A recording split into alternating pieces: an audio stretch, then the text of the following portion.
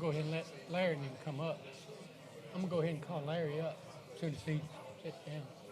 And go ahead and take that out of, no, we'll get started. Is everybody okay with it? Start at 5 minutes till and let Larry, start at 5 minutes till and let Larry come up here and then the other couple. And then we can still get started at 7.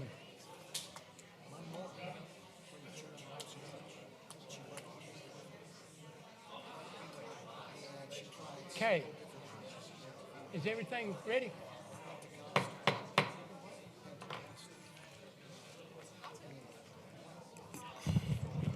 Just wanted everybody to know, this thing ain't going to sit right. We don't get started till 7, but we had a couple people, Larry Slaughter with the Ochre Strut was on the agenda for consideration of communications later in the program, in the meeting, to give a scholarship to a young gentleman. And since he's here, and we're at the public hearing, and it would be a long time before. So I was going to ask Larry and the young gentleman if they wanted to come up and go ahead and do that before we got started, and then that way if they want to leave, they can leave. Good. Thank you, Mr. Mayor and Council. I appreciate just a moment before the meeting starts, and appreciate everyone's attention for a moment. We're proud the Irmo Ochre Strut Commission has selected a winner of its scholarship for 2019. This young man is a senior at Dutch Fork High School, graduating and going to Tritech College in the bridge program to Clemson, which makes at least some portion of the Irmo population very happy that he's going to Clemson. Some portion, I'm not sure which. But he's taking up mechanical engineering, a bright young man, lacrosse athlete. Understand he served as a mentor for some the younger players. But it's my pleasure to present to you and ask you to join him up front for a photograph, Mr. Jonah DeHart and his mother, Beth.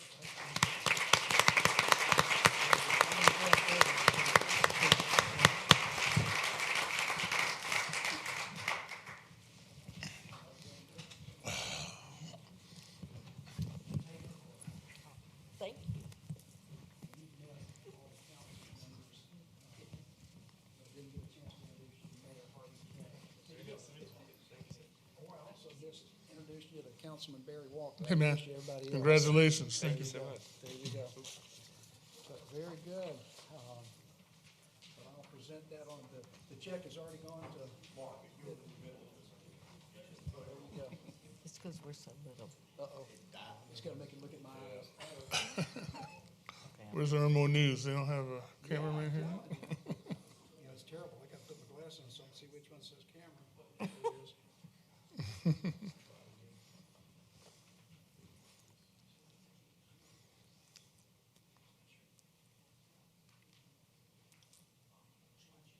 Take several to film is very inexpensive. That's right.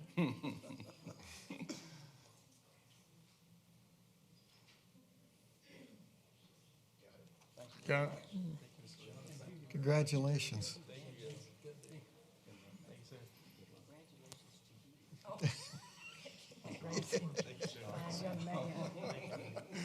Congratulations. Good luck. Thank you, sir. Congratulations, Mom. I worked for it too. Yeah.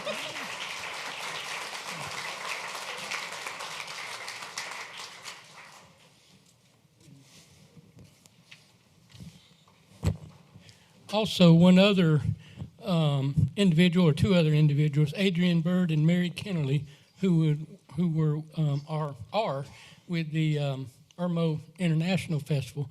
They wanted to thank the town for the use of the park. So I was going to ask y'all if y'all want to go ahead and just come up to the podium, and then we'll get started with the public hearing after that. Thank you, Mr. Mayor and council members. We came to you early in the winter and asked about the possibility of doing the Irmo International Festival for the first time. And Dr. Bird is handing you a letter of thanks. We appreciate the support that you gave us.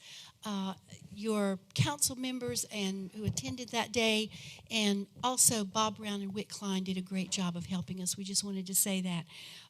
We had tremendous support unexpectedly. We had no idea what would happen, but many people in the community stepped up to help, and many people in the schools stepped up to help. We were very pleasantly surprised, and it was just a great event.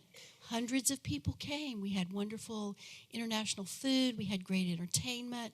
We had a lot of art exhibits and a lot of art activities. So we want to thank you, and hopefully this will happen again. Next year's planning meeting has already occurred. So thank you. And Dr. Bird also has a few words to say. Thank you, Mayor, council members. It really wasn't that long ago that we stood before you with this proposal, and it's a remarkable achievement. What we were able to pull off in just several months is quite sensational, and it shows the resilience of this town and what we can do when we pull together. The support we had in the planning phase was exceptional, as Dr. Kennelly said, from the schools and other partners. I'd like to particularly recognize Interfaith Partners of South Carolina as well for their partial sponsorship of the event. It really was quite a remarkable gathering. We hope to do it again. There has been a foundation laid, and we hope that as this grows over the years, that it will be something that the town of Irmo can be very proud of. But I do want to, in particular, give thanks to the whole planning team, but in that planning team, I'd like to recognize Dr. Mary Kennelly for the incredible work she did. It's been hours and hours communicating, visiting with schools, getting that support, getting that feedback. It really couldn't have happened without her. So I wanted to acknowledge her in particular. Let's keep doing this because it's a wonderful thing for this town. Thank you. Thank you. Thank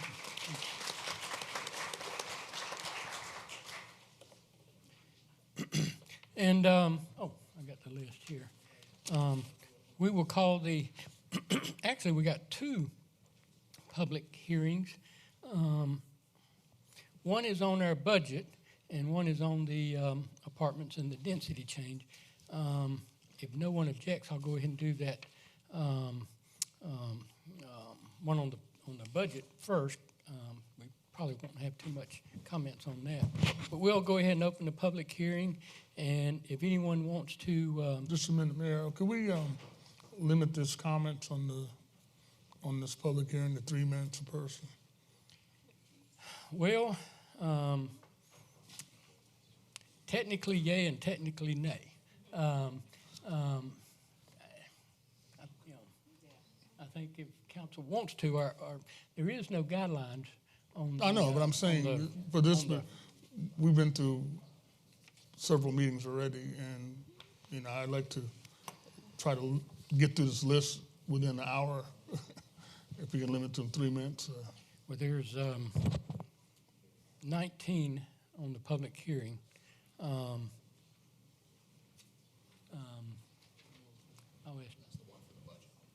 Oh, okay. Well, quickly, no one signed up to speak on the budget, so Okay. so that one's over with. So now we move on. Okay, There's so your time move on. savings. Good. See, that's what I was thinking. 3 minutes is gone like that.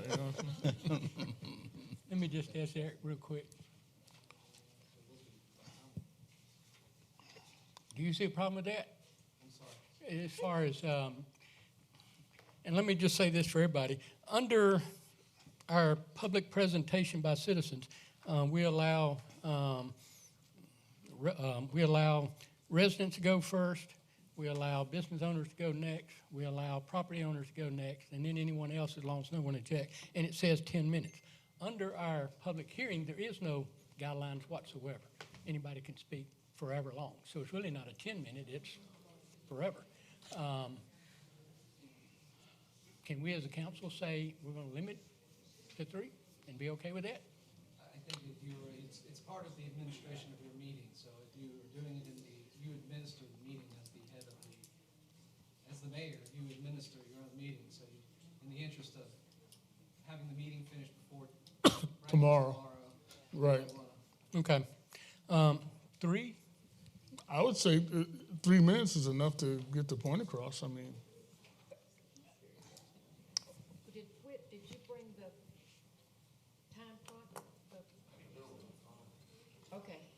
Yeah.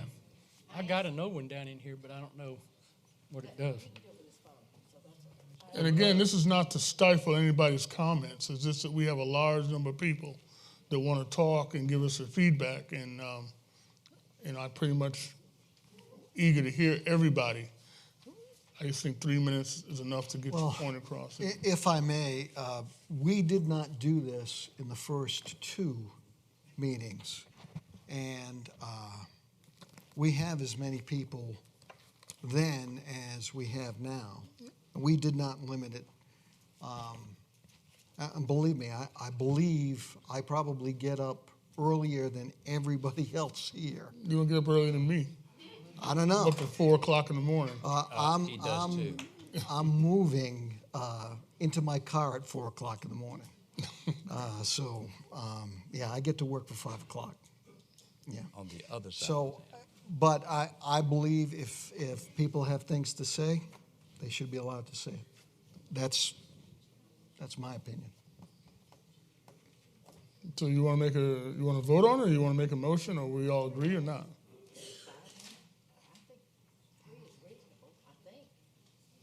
Well, I'm going to get a consensus of the council as to, Well, let's don't change the horses in the middle of the stream. This has already been posted. We can do it for the next meeting. well, we'd have to change our ordinance. We need to Well, do that. But we do need to do that.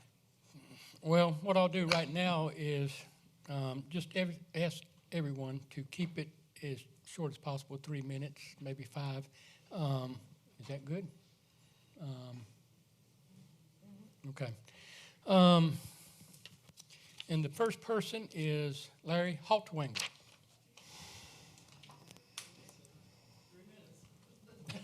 You guys know how fast I talk. First of all, good afternoon, good evening to the board. To the board. Thinking about the school board. I was on the school board one time. To the council, Mr. Mayor, Mr. Waits, Mr. Walker, Ms. Condom, and Mr. Pouliot. Is that right? Yes, sir. Yes, sir. First of all, I'd like to thank you guys for your service, for what you do. What you do is not an easy job, so we thank you for your service. And also, let me say that what we are embarking upon here, what we are been given is not is something that is very important and to the lives of people. And one thing that we cannot stop, and that is change. We're a nation. We're a people of change. We always say that there are a couple things that we can't avoid: taxes, death, and I'm going to add change. If anyone would have told me a few years ago that I'd be reading my notes off a cell phone, I would tell them, no way, okay? So this is an indication of change. Normally, I'm a writer, so I write most of my notes down. But it's on this phone here. If you don't change, then change will pass you by. It's inevitable. So we're talking about change.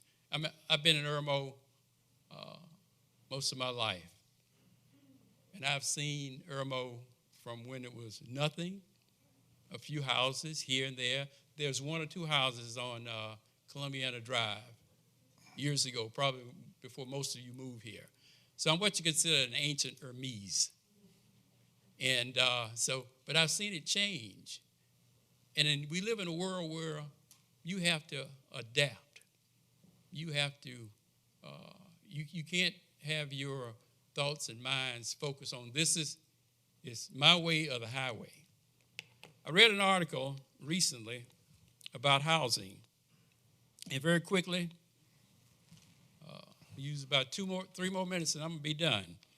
This article was written by J.P. Morgan Chase, a writer for J.P. Morgan Chase. the largest bank in the United States of America. And I would consider them a very reputable company. The sixth largest bank in the world with about $2.5 trillion in assets. So what I'm about to say doesn't come from just some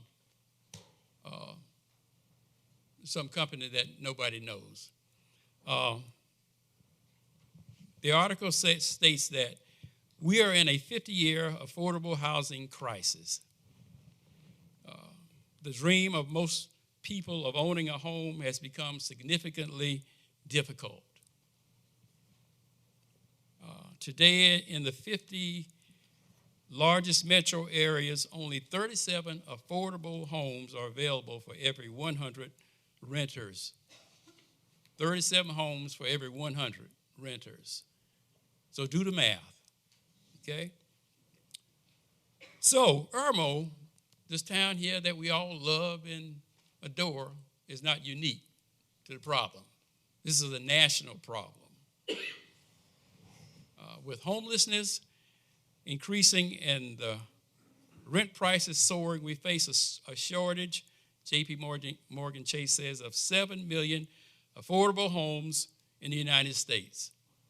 A shortage of 7 million affordable homes. That means 7 million families. And contrary to what many of us believe, God didn't make it any more property. He ain't making no more land. So, the question is, where do you expect these people to live? I was in a traffic jam talking about traffic. Everybody loves to talk about traffic. Under this bridge going into Columbia a few weeks ago, I was in a traffic jam, and I was right under the bridge. So I looked to the right under this bridge, under the corner of this bridge, and my wife says, Larry, what is that over there under that corner? Oh, no, I asked her, really. I said, what is that over there? And she says, it looks like a tent. It looks like somebody's house under that bridge, under the corner of that bridge over there, okay? This is what I'm talking about. And let's talk about this word affordable. Affordable. To me, that means you may be able to afford something that I cannot afford, right? It depends on how much resources I got or influence or whatever to get what I need. So that's affordable. It doesn't say free, right? It says affordable. So that means somebody's got to pay something for this. All right? So the article goes on to say that how do we solve the problem? We should be about solving problems. We should be about working together to solve problems because we have a lot of problems in the United States of America. But it appears that nobody wants to work together to solve the problem. So this is a problem. This is a national problem. He goes on to say that what communities need to do is engage government entities and partner with key industry players to tackle this issue head on. Okay? It says, and I say work together to try to solve the problem. I mean, you can disagree with one another. I can disagree with you. But at the end of the day, we should still love one another and treat each other like human beings. I mean, because I disagree with you doesn't mean I dislike you. I just happen to disagree with you. Doesn't mean I'm right or that you're wrong. Okay? So at the last meeting, I heard a few things, and I'm about through. I heard a few things from speakers that mentioned high crime and traffic problems as a reason for not wanting the project. So in my years, I've heard this same excuse hundreds of times. Traffic is the issue. Well, so why is traffic always the reason for not wanting to change and make life better for other people who may not be able to afford a home right now? So why are we going to use traffic as the problem? Traffic is a problem everywhere. Have you ever been, I worked for the government 25 years, and I worked on the northeast side of town. I was in traffic 25 years, morning and noon. but I made it through the traffic. It says, have you ever been on Kennelly Road where I live? Anybody ever been on Kennelly Road? You better try to get out their development off Kennelly Road.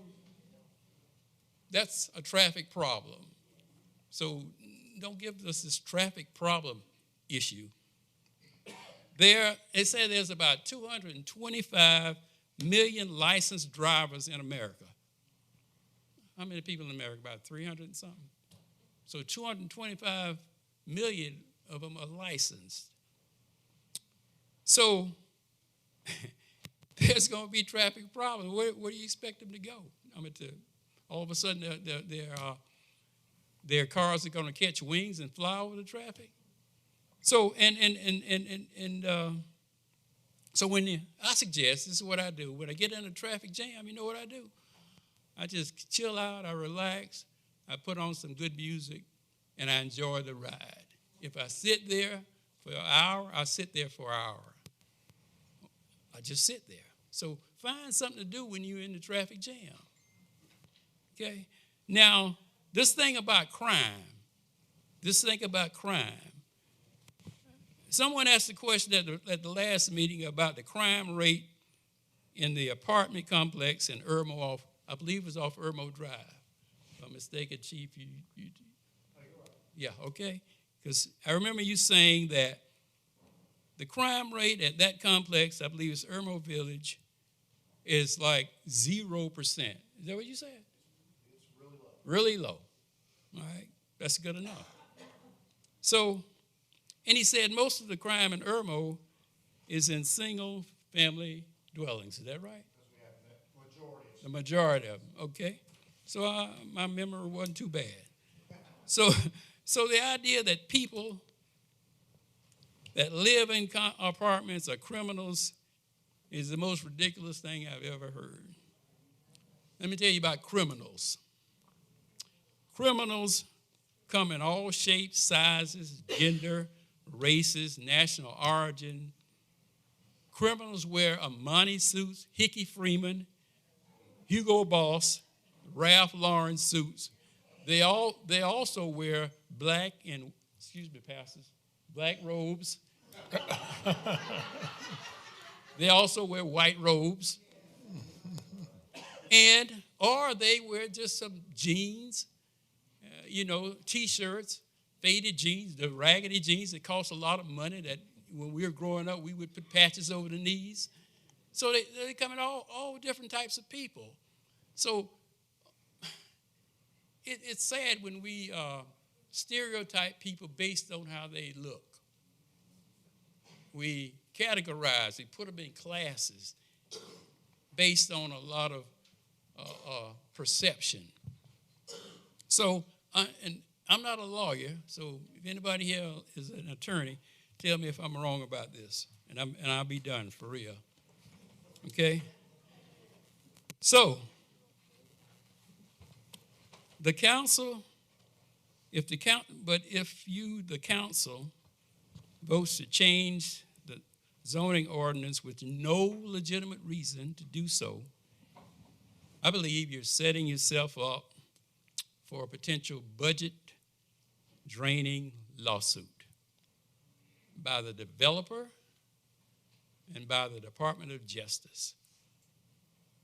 So, because you are denying fundamental human rights to housing, which you ensure safety, a safe, secure, habitable, affordable home. People have that right. It is the government's obligation to guarantee that everyone can exercise the right to live in security, peace, and dignity. And to deny any human being this right is immoral and inhumane. The decision that you make tonight is larger than any of you. Everything you do should be larger, it's bigger than you. And if it's more important than protecting your political career or your aspirations. It's not about pleasing those people that voted for you or thinking about, I'm going to run for this, and if I do this, they're going to vote for me. It should never be about yourself. So don't allow the noise of the crowd to keep you from doing what is right. If you know anything about Scripture, the crowd will call for you to be crucified. Huh? Y'all know the crowd, Pastor? The crowd will cause you to be crucified if you listen to the crowd. They're with you today. No, they're with you this minute and against you the next minute. Not even today. So finally, I'm through. Finally, let me say these few things about most of you. I'm going to say this, what most people won't say. I'm going to say what most people won't say, the truth. We live in a world where nobody wants to speak the truth. There's too much lying in America. I'm going to speak the truth. The truth is, most people won't say this. And I'm gonna use this line by, if you've ever seen the farmer's insurance commercial, this guy says, he says this thing at the end of the commercial, that I know a thing or two because I've seen a thing or two.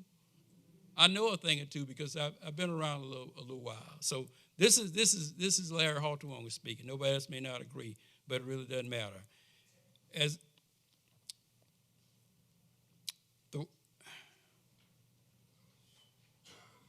We would accomplish more, again, if we are honest and truthful with each other and treat each other with decency and respect.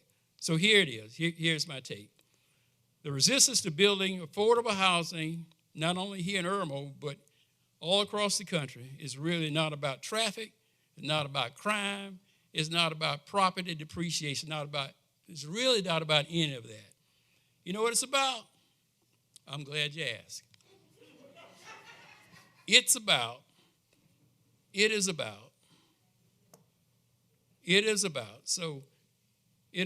that, and I've heard the term they. If they don't look like me, I don't want them living near or next to me. Keep them out of my back or front yard, and I'll be happy. So, council, now that I've reminded you of what you really already know, you already do this, and everybody else in here know this, okay? We implore you to vote to allow this project to go forward, and I urge you to always do the right thing. Don't listen to the crowd. Just do the right thing. If you do the right thing, you go home tonight, get a good night's rest, knowing that you've done the right thing. Thank you so much for listening to me. Thank you.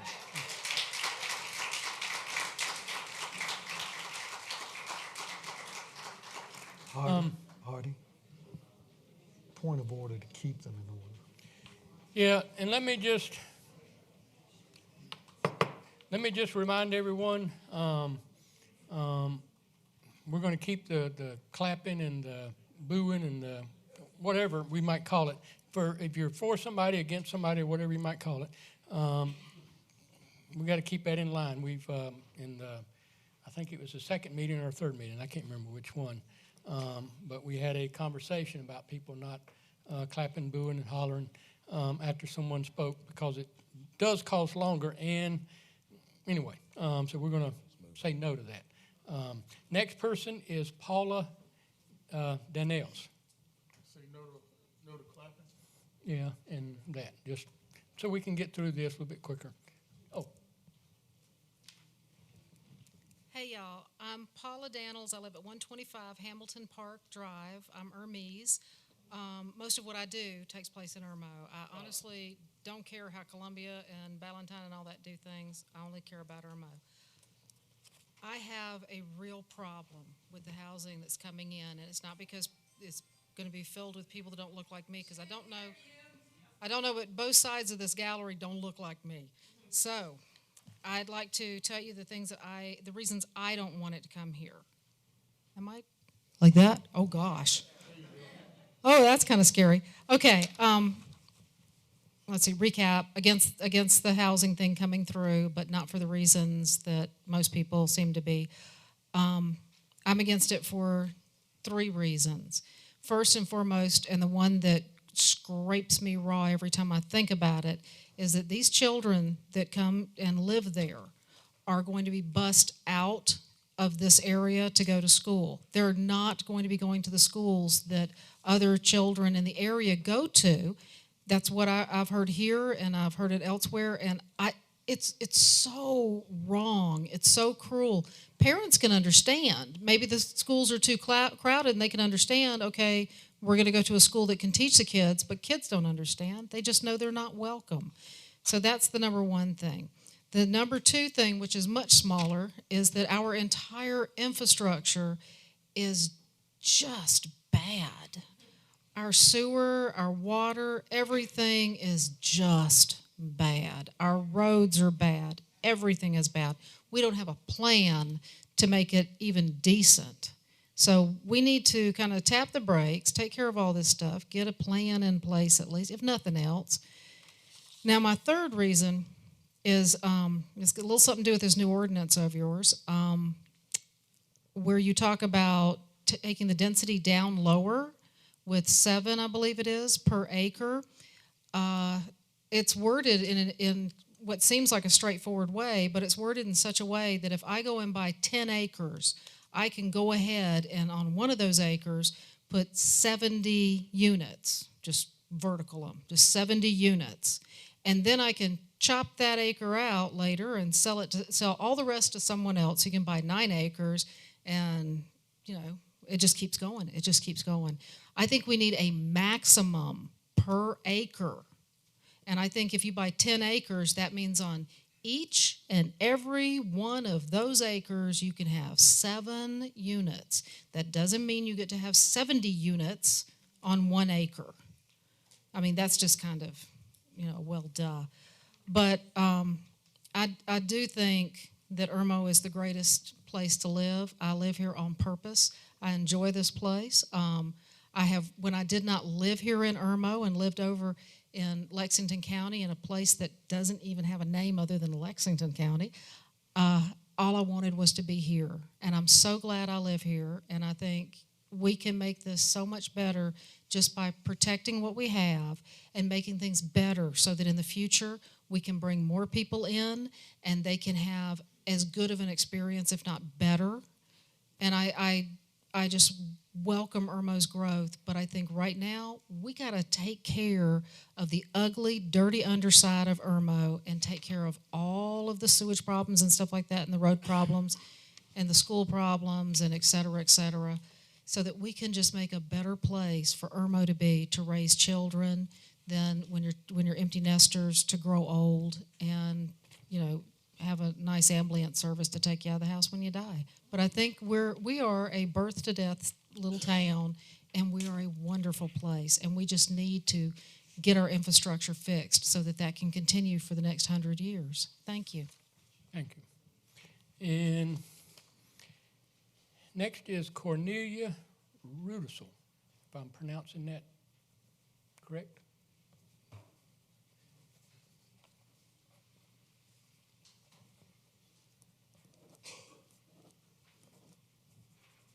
Yes, I give you an A+. You pronounced my first and last name, correct? Oh, cool. Mayor and council members, my address is 115 Hamilton Park. Therefore, I understand that the proposed development will be in my backyard. The investment that I've made in my home, I feel like, is in jeopardy. I'm not going to go and restate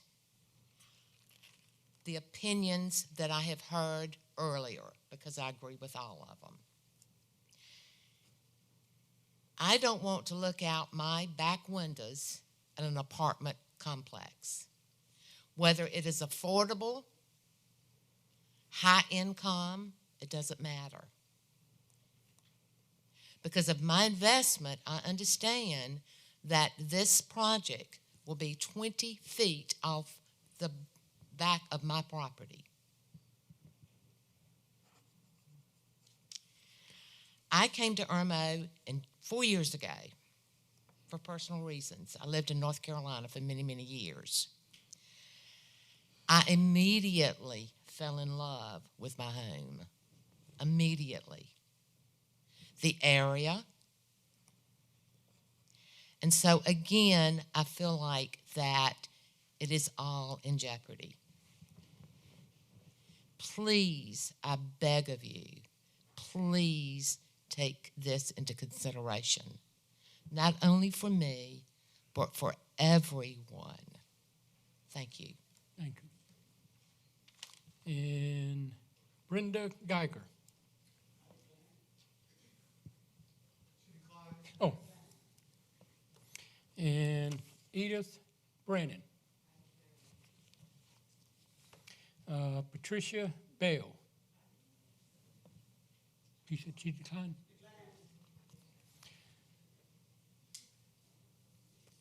Paul, maybe Beasley. Is that correct? Okay. Thank you, Mayor King, members of the council, for this opportunity to speak in favor of affordable housing in our community. As Mr. Haltweiner pointed out earlier, we are faced with a national housing crisis that is especially apparent in South Carolina. According to the Princeton Eviction Lab, on a typical day in South Carolina, in Richland County, 19 families lose their homes to eviction. 19 families a day. Our area has the 8th highest eviction rate in the nation. And it's all because of the high cost of rental property, high cost of apartments. Families are impacted. Children who are concerned about where they might lay their heads at night usually don't do well in school. They may be a bit difficult. It is a housing crisis that we must address. And I understand that it is a difficult problem of where to put the housing, how to provide support services. And I understand the problem of not in my backyard. That is a very difficult issue to address. But we as a community cannot simply say no. No to a problem that is growing. No to a problem. When we speak of affordable housing, it's not just for the very poor. Our teachers spend more than a lot of our teachers spend more than 30% of their income on housing. And according to the federal HUD, if you spend more than 30% of your income on housing and utilities, then you are in housing stress. One extraordinary expense, one $1,000 expense could jeopardize your home. So that affordable housing is not just for the very poor, although they especially need it. It's also for our teachers, firefighters, municipal workers. I have heard a lot of arguments, good logical reasons why we should allow for affordable housing. I want to appeal to your sense of morality. In the Old Testament, the prophet Micah says that God expects us to be faithful, to show mercy, and to do justice.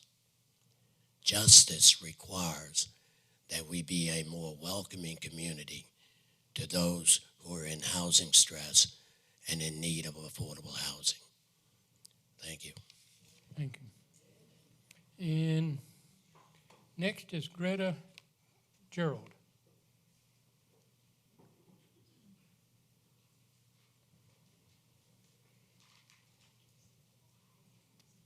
And Greta oh, okay.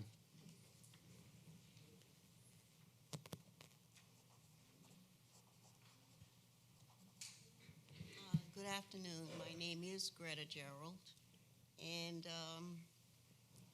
I had to move from one area to another, and I lived there for 23 years, and I was told that I had to move. Where do you And, live at, Ms. Greta? pardon me? Where do you live at now? I live in a community, 1424. 1424 Folk Avenue.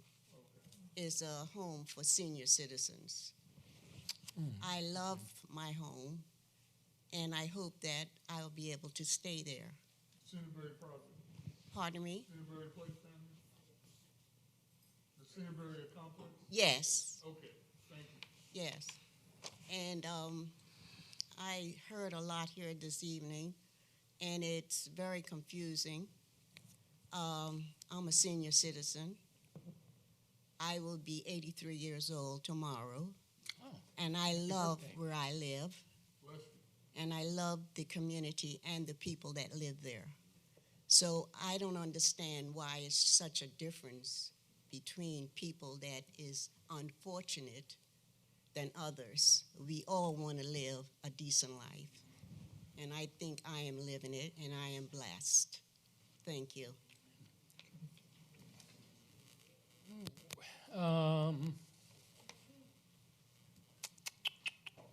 Maybe Lloyd, Tom,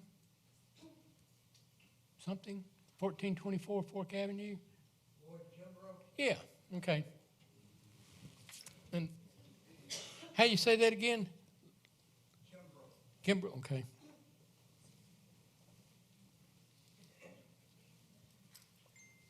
Thank you, Mr. Mayor and the council, for letting me come voice my story. Everybody in this room has a story. I got a very unusual story. I'm almost 77. I've traveled a lot. I was the president of the Teamsters in upstate South Carolina. And I've had 2 different businesses I've worked at, and I hired people. The most I've worked as a small businessman is 12. I made a lot of money. That's in the past. But I made some very, very bad decisions, very bad investments. I think everybody in here, or some of us, has done that. Some more fortunate than me, but I gambled, not gambling. I just stock market, and first one thing and another, like a pie in the sky. Okay, I lost everything I had and lost a marriage over it. I'd never been locked up. I'd never done drugs in my life, especially when drugs was becoming prominent. The guy that really, he didn't know what he did, but he shined a light on me. He scared me to death. That was Lynn Bias, who played basketball for the University of Maryland. A gifted basketball player. I've seen him play. And he OD'd. And I said, no, I don't want to get involved with that. So I went to work with a company out of Atlanta, Georgia, In-Town Properties. I traveled with them for about 7 years. And I decided to build myself up. Okay, but my daughter is a nurse, was out here at the VA hospital. She's a nurse at the VA in Denver, Colorado. People out here talk about traffic jams. No, there's no traffic jams out here. The doctor out there told me, he said, how many people is in your area? And I told him a ballpark figure. He said, gee. He didn't say that, but that's what I said. He said, I could drive blindfolded out there. I haven't, since I came back out here, I've never grumbled about the traffic jams. There's no traffic jams, not even coming in out of Columbia, coming this way. It's like a parking lot, but nothing like it is in some big cities. Okay, my daughter asked me to come down here from Muncie, Indiana to visit. I was going back to Phoenix, Arizona. That was 1996, and I've been here since 96. But she went to Denver. She transferred to Denver and left me out here. But I decided, I said, you know, I see all the homeless people. People spoke about homelessness. I've seen a lot of people homeless everywhere. Tent cities. Denver's blessed with them. But again, it goes back to high price of this, high price of that, no work. Some people go to Colorado just to buy pot, mushrooms, et cetera, But I said, I'm going to explore and find out their side of the story. So I told my daughter before she left, I said, take me downtown. I packed up a little back light marching pack. I was in a Marine Corps Staff Sergeant E6. And I dropped me off down on Main Street. For 2 years, I lived in this Columbia area, in the street. Met a lot of wonderful people, folks. Everybody you see panhandling is not bad. But again, everyone has a story. And I built myself up. I carry about 6 or 7 charge cards now. I got too much plastic, but no indebtedness. You be good to your credit cards, they'll be good to you. I've been without it where I didn't have 2 pennies and I had to go to McDonald's and different places and come up to you, not any of you, I don't recognize any of you, but asked you for money. But again, I got tired of that. I said, there's more to life than dropping out. I want to drop back in. I stayed at Austin Wilkes Veterans Home, one of the best places in the world for people. And it was with the VA hospital. And great people. Everybody, again, has a story. But everybody out there wanted to do better. I stayed out there for 6 months. But one of the nicest places I've ever stayed at, instead of my big house up in Greenville, that in-ground swimming pool up there close to Lake Hartwell, is Centerbury off of Fork Avenue. Super nice place. And I like a place like that. I like a good-looking place. I feel comfortable with my friends coming over. And this is what senior citizen needs, a good place to live and a nice place that has got different layers of security for them. I guess I'm about the only 4th male who lives over there, I imagine. But again, these little ladies over there need that security and a good place to live, affordable. But they know problems over there. There would never be no problems over there. Those people are just like myself. You know, be almost 77.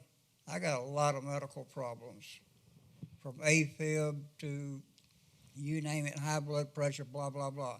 I can't go to work and do work anymore. I was in construction. I wish I could. I'd be working and working people, but I can't do it no more.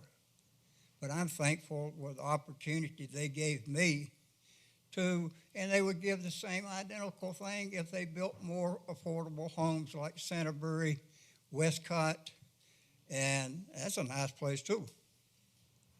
My friend, she just getting in over there. She's moving down from Greer. I bragged about it so much right there. She came down and liked it, and she going to get her a place.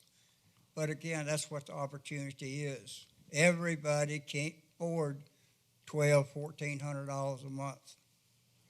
With my big house in Greenville, I paid that way back then. But thank the good Lord, those folks gave me an opportunity to have a nice place to stay.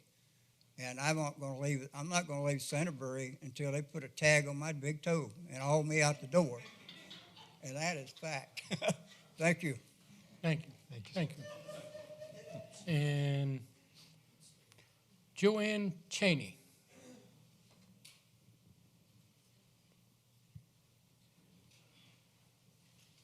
Yes, you can. Okay. Good evening, Mr. Mayor, Council. I too would like to thank all of you for affording me this opportunity to Where do you live at, my ma'am? story. I live at 1424 Fork Avenue, Centerbury Point Apartments, affordable housing for seniors. And Centerbury Point is a blessing to me. I am a retired nurse. I came to Irmo 2014 because my daughter lives in Friarsgate, and she was a correctional officer at Lexington County. My grandson is autistic, so I came as a caregiver for my grandson. But I am independent. My husband passed away suddenly with an aneurysm, so I'm a widow. And that took a dent out of my financial life, my mental state. He was my best friend, my partner. And you're lost at that point. What do I do as a senior citizen? I have a good income, but not the kind that would afford me to live in a $1,400 a month apartment or a $2,000 a month house and still have a livelihood that I could afford to drive a car or even have lunch with friends or people at my church. And my daughter saw the advertisement for Centerbury, and she said, "Mom, you're still right here. I don't have to worry about you, a safe place, and let's look into it." And that's what we did. Now, my story is I was in a beautiful 4-bedroom, 3-bathroom home, my husband and I, and he was an active full-time pastor and professor at Morris College. When affordable housing came to my backyard, I felt what Irmo is feeling now. And I was sitting on that side of the fence saying, I don't know, we've put too much in this house and we want to leave it for the children, and we'll put it in our will for the children to have a beautiful place without the affordable house in our backyard. Well, Irmo, let me tell you, I have 2 adult daughters, one here in Friarsgate, one that's still in Florence, that had no desire to live in that big home that we worked for, that I couldn't afford. And when I thought, I don't want them in my backyard, God has brought me full circle that I went back to Florence to apologize to some of those people that I didn't want in my backyard, because here I am, shoe on the other foot in somebody's backyard. And I want you to know, be mindful of how you sit in judgment, because 2013, I wouldn't have ever thought that I would be affordable housing from 4 bedrooms, 2-acre land, 2 cars. I never thought. But God has a way of bringing things around that you can realize, I don't care if you're black, brown, yellow, or red, we bleed red. We're all human beings. And as my children would say, Irmo, suck it up. Suck it up so that we can live together. And if we pull it together, it's going to be a better place. When those children get to school, they know each other.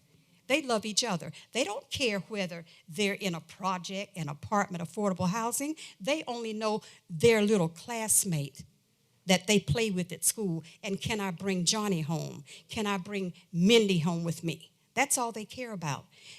What you plant a seed in them in that house is what they take to school. So be careful of the seeds that you plant in your house. Be careful. Centerbury is a blessing for me.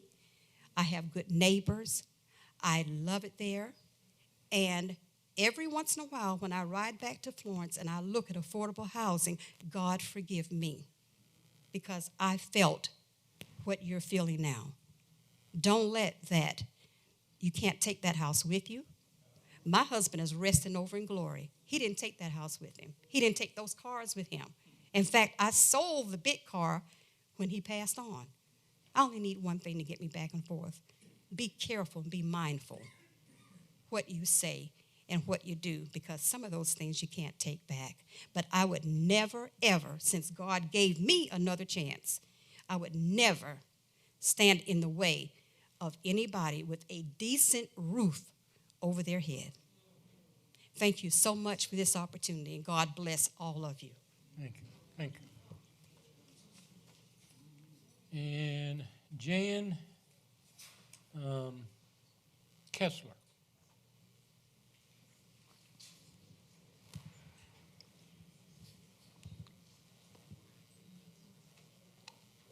Good evening, all. I am a resident of Centerbury Point, and I'm thankful. I'm a semi-retired registered nurse. I'm going to be 65 in August. I am a widow, and Centerbury is a blessing to me. I had a condo, 2 bedrooms, 2 baths at the lake, and I lost it. Brought my mom with me. Shortly after we got here, she passed away, went on to glory. It's hard being single and trying to make ends meet. But God got me into this Centerbury Point, and I'm thankful for that, because if it wasn't for Him, I wouldn't be here. It's a great place to live. I invite all of you to come out and take I know that some of you have done that, but like I said, I've been retired, semi-retired, and it is a blessing to me. I understand how all of you feel, but you know, the scripture says that if you've done it unto me, the least of these my brethren, you've done it unto me, so don't forget that. Thank you. Art Braswell.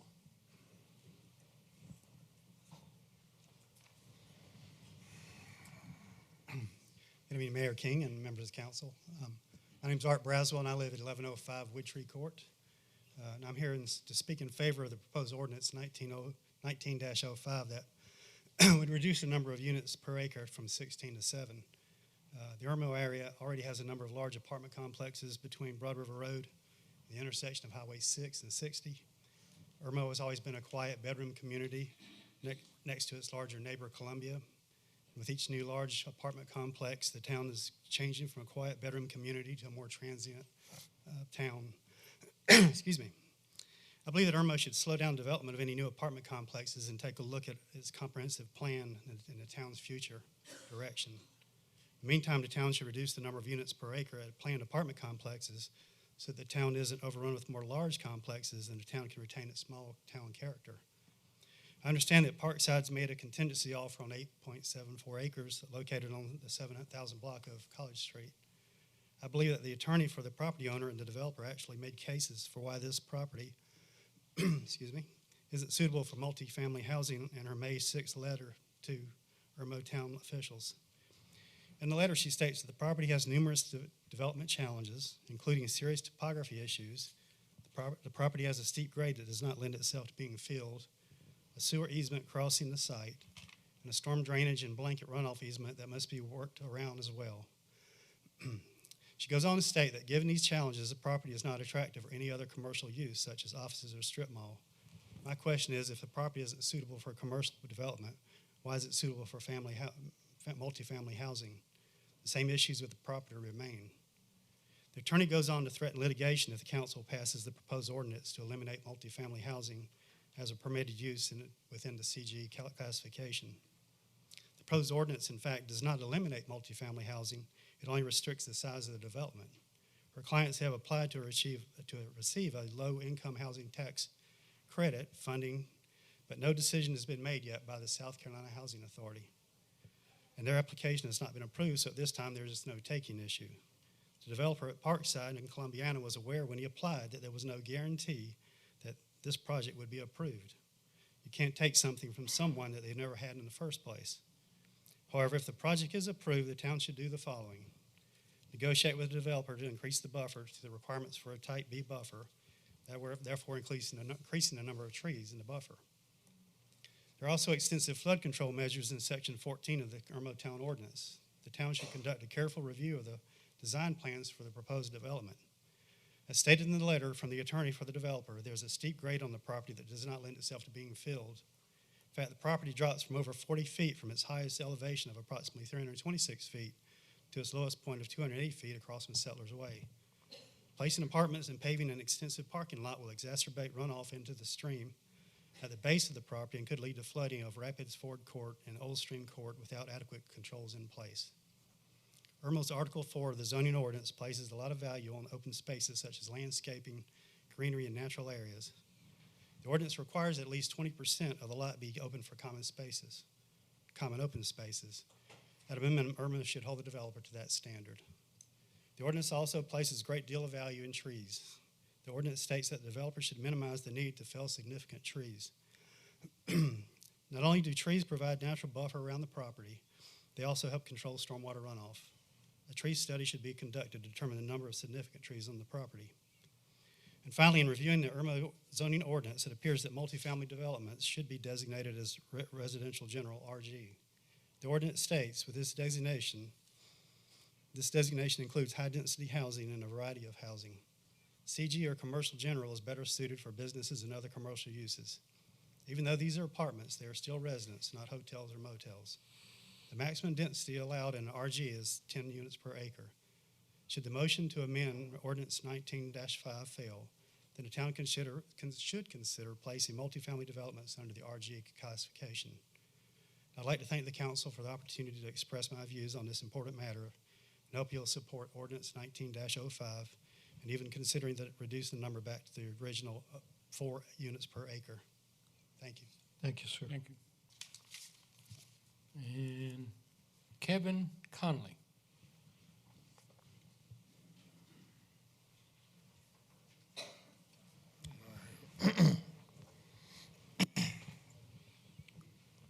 Thank you, Mayor and members of council. I will be brief. It's hard to top what a lot of folks have said tonight, so I won't do that. I'll just bring a few points forward that I think have not been addressed. We talked about traffic. Last time I spoke, we talked about traffic, and I think some folks misunderstood what I said. I never said that Irmo didn't have a traffic problem, and I didn't say that Irmo that there wasn't traffic on Lake Murray Boulevard. What I meant was, and what I said was, is that multifamily apartments, we've done study after study after study, and multifamily apartments provide much less traffic on roadways than commercial properties in general. And you can ask, you don't have to take my word for that. Talk to a traffic analyst. I can give you the name of about 5 or 6 that we've had to use over the years. Everybody's mentioned crime. It occurred to me as I was coming here today, I said, if you did an exercise and I asked you to write down what a criminal looks like, it'd be hard to do. If I ask you to tell me where a criminal lives, that also would be hard to do. And if I also ask you how much a criminal makes, It definitely would be hard to do. Crime is everywhere, and some of the most horrific crimes we've seen lately in the press, high-profile crimes, have not come from apartment communities. And you know, instead of trying to eliminate multifamily, why not work with the communities that are the problem, and focus on figuring out what is, why there's crime, work with those owners. We relish that opportunity. I think I mentioned before, we've got a community in Rock Hill. I got an email today from the chief of police and the council member that is in that area. We're all on the same email, and any crime that happens around that community, we're all involved in that email. We work on solutions together. And just so happens that there were 3 items on that crime report. I'll be glad to forward the email to you. There were 3 items on that crime report, and every single one of them were from outside the community. And one of the crime reports was someone coming onto our property trying to pick up a little girl on our complex. So, drugs, I asked the same questions. Where do people live that use or do drugs? How much do people that use or do drugs make? And what do those folks look like? I know a couple of established business people that made some bad choices and got wrapped up in drugs, and they lost everything. Their business, their family. Drugs is a huge problem across the board. And talking about our young people, we've got some great schools around, Lexington, Irmo, Chapin, but I know 5 prominent families that they either were middle income or upper income, and their kids had to go to rehab before they graduated from high school. It's a problem. It doesn't have anything to do with income. I know that, some people like to make the distinction between, yes, I have 2 very successful 55 and older. I don't like to call them senior because I don't want them to get mad at me. But 55 and older communities, and they're managed well, they do well, and I think you've seen a testament to who those people are. And that's why I didn't bring them here or ask them to come here, and most of them I had not met until a couple of days ago. I've not had an opportunity to go around and meet all the residents yet. We had a grand opening that the council was invited to, and they were there.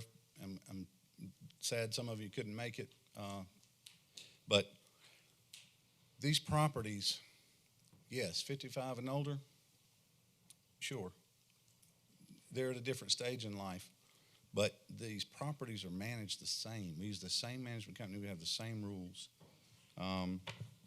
And, we've talked about schools and busing kids, and I've not found any truth to any of that. And we've talked about, kids on free lunch. Let me tell you, folks, that they're already here. They're already here. And most of them, if you take the time to dig into it, you'll find out they're living in substandard housing. And that's because that's all the choice they've got. That's all they can afford. They live where they can. And perhaps they're a little harder to educate because they're in a bad situation. So I ask you to consider all that tonight in your thoughts and your comments. And I just want to take this time to say thank you to all the council members for allowing me the opportunity to be here. Irmo, I love Irmo. I love Lexington. I've lived in this area my whole life, and we've built 2 great communities. We look forward to building a 3rd, and we want to be a good neighbor. Thank you very much for your time. Thank you. Thank you. Mr. Conley, is this project going to be 55-year or older, when you're talking about building? The proposed one? Right. No, sir. It's for families. Okay. Thank you. And Libby Green. Oh, She not here? She left. Marie Hutchinson.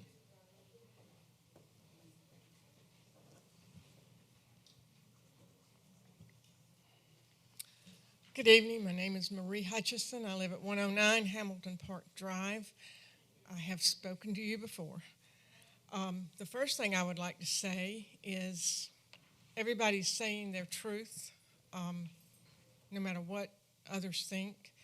And I believe that the emphasis has been skewed a bit tonight.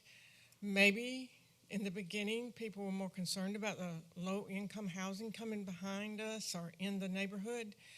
But I believe after looking at the reality of some of the problems, that's not so much the issue. First of all, as this gentleman, I don't know your name, okay.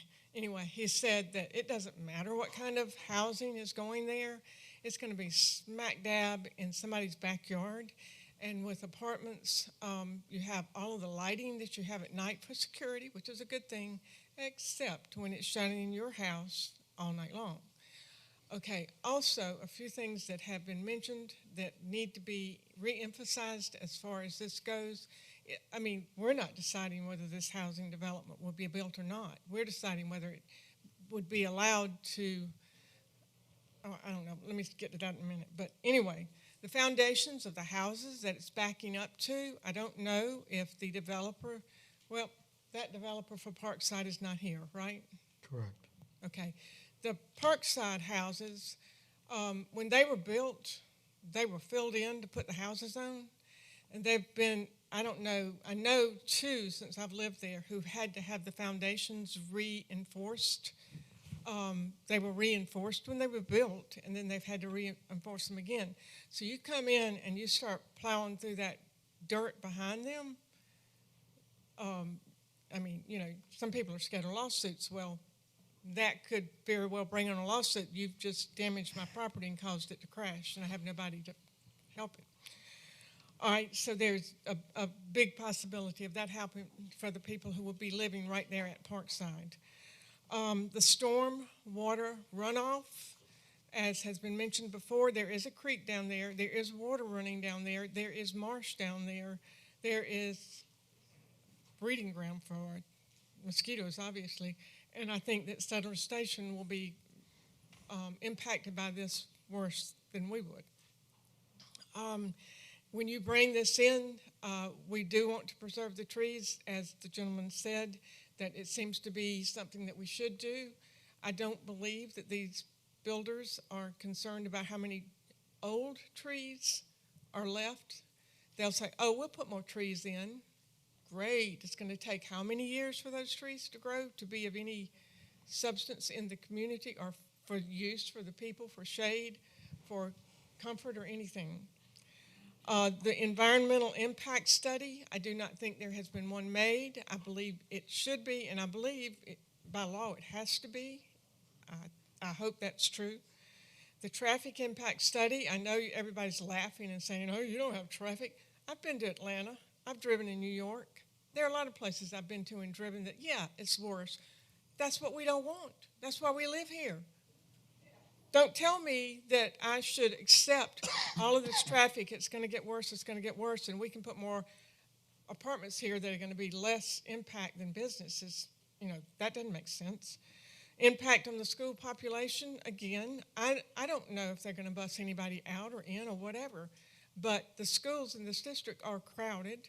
And as one gentleman pointed out, when you have, or excuse me, that gentleman that just spoke, people who come from low income who are having problems because of that, yes, they may have more problems when they get to the school, and that is true, and the school serves them, and the school does the best they can, and when the school serves this population, it's taking away from the other population also. And the least served population in our schools is the middle student. And that would be middle income students in the middle, whoever has the money, middle students. These are the students who suffer the most. I know that. I was a teacher for many years. I retired. So you have to look at, where you are impacting the schools. Okay, I believe that, like I said, we are not determining the housing commission, development, whatever, it will be the ones to determine whether this is approved or not. I think that if this does not go through, that, if they don't approve it, then our town council needs to sit down and work on this immediately so that things can be worked out before we have any, not low-income apartments coming in, apartments. The apartments is the problem, not the low-income part now. It blew my mind when I went on the other side of the interstate past Park Ridge Hospital. It's apartment city over there, and that is our school district. You go out,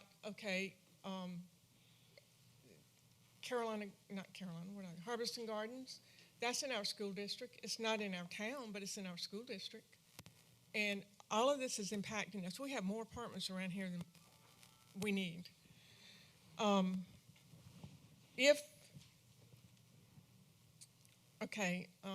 not going to make comments on some of the other comments I've heard. I just don't want to.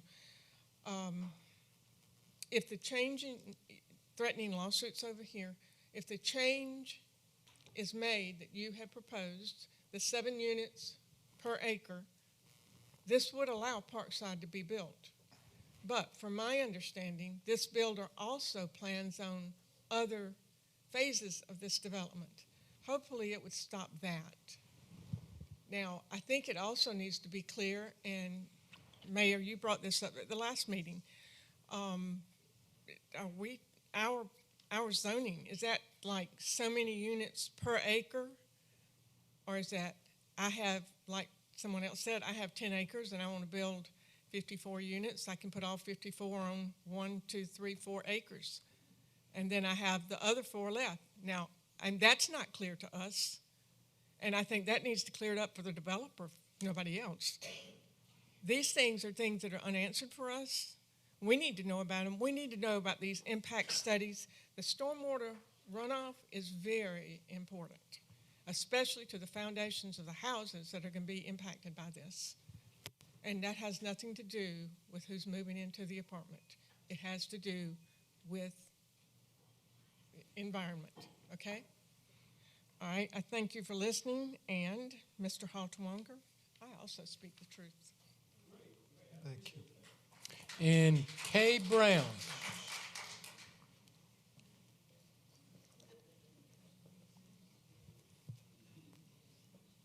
Good evening. I live at 133 Hamilton Park Drive. This is my 3rd hearing I've been to on these low-income housing. It really has nothing to do with the low income. It's what's being built back there and what they're going to do to that property and the storm drains and everything else we've heard about. And it concerns me that I walk out my front door and look to the right and I'm not going to see anything but a building. I go out at night and I'll see lights. I've lived in Irmo since 1965. I was 20 years old when my parents came here. I worked at Allied. I worked hard. I'm single. I am not divorced. I am not a widow. I have made what I made myself. And I have a nice little house I saved. And when I retired, that's my home. It will be there from now on. That's where I want to live. And I enjoyed the quietness of the neighborhood and not having traffic coming everywhere. I just want you to consider what's being built back there for us. Thank you. Thank you. And Margarita Brissett. Brissett?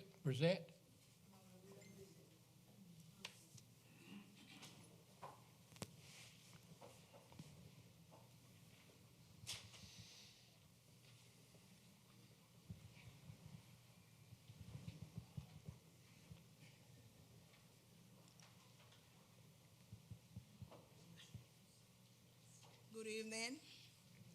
My name is Margarita Brissett. I live on 1424 the apartment what they built new. I was blessed when they say yes. It's not the apartment, it's not who live there. Because it's not because we lived at the school. We lived at the school, we don't do nobody no harm. Who want do harm is who come outside. Them is who want bring the harm. They're supposed to look. When you have light at your house is the best thing. Because when you have light, nobody can come and thief your house. When you have a light shining in your house, in the back of your house, that's the best thing. You all know who coming in the back or who coming in the front. And they have to know that people need home. The homeless people need a place to live. And nobody can say no. Only just Jesus and y'all who in charge. And y'all need to help one another. Because the Lord said, help one another. Love one another. No matter what color it is. It could be black, blue, pink. We're supposed to help one another. And we need home. We need a place to put the homeless. Because the homeless is not the one they're killing. The one they're killing is the one that have house. Big apartment, big duplex. They have the drugs in them house. Not the homeless alone. Not the low income.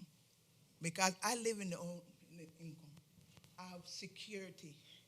When I go outside, each corner, they have a light for me, and they know I leave, and they know when I come in.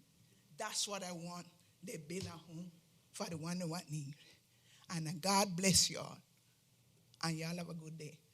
They need home and help all who need. The Lord said help one another, and that's what I want. God bless all of y'all. Thank you. Kenneth Krupp.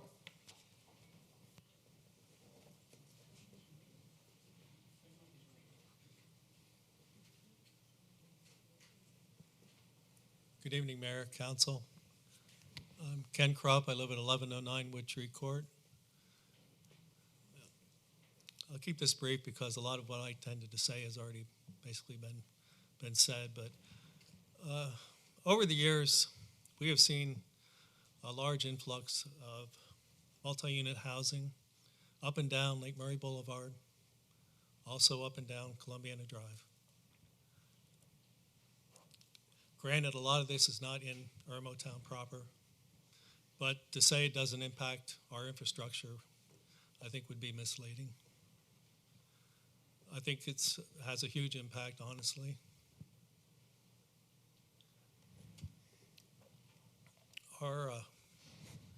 Our traffic situation, I know a lot has been said about the traffic this evening. I respectfully disagree with some of it. I know I've lived in Irmo for about 30 years. I know what it used to be like, and I know what it's like now. And with all due respect, that's why I don't want to live in a big city and sit in the traffic for an hour. But, you know, safety is a huge concern on Lake Murray Boulevard. I've been rear-ended on Lake Murray Boulevard while sitting at a red light minding my own business. I've driven down College Street many times to the light at Lake Murray Boulevard, the light usually red, and I sit there and wait, watch the traffic, and the light turns green, and I cannot go. The light stays green, I continually cannot go. The traffic is backed up from Columbiana all the way up the hill, past College Street intersection and beyond. So it doesn't matter if I'm turning right, it doesn't matter if I'm turning left, it doesn't matter if I'm going straight, because I'm not going anywhere. Light cycles back to red, I sit there frustrated. The light goes back to green, maybe that time I can go, maybe not again, I sit and wait again. The point is, and this is a major point that I want to make, and it's already been made by several fine people before me, that this is not about low income, it's not about affordable housing, it's about multi-unit housing. We have had so much of that come into our area, it's just too much. I think we need to stop and take a look at what we're doing.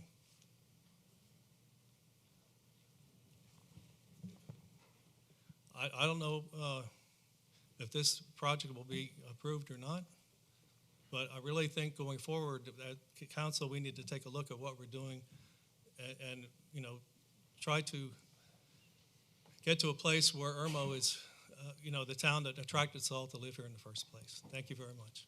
Thank you. And Debbie Thomas.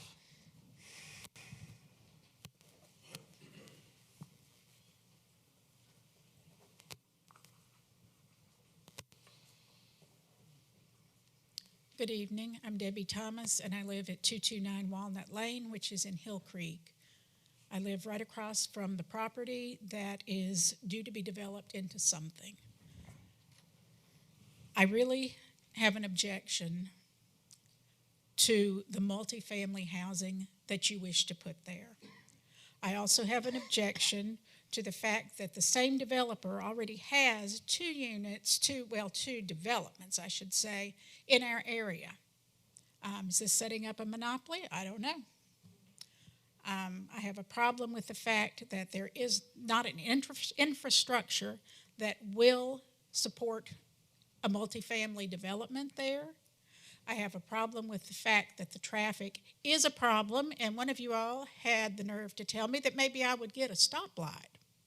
Now, there's already a stoplight at Nursery Road and Lake Murray Boulevard. There is already a stoplight at Irmo Drive and Lake Murray Boulevard. So the last thing we need is another stoplight.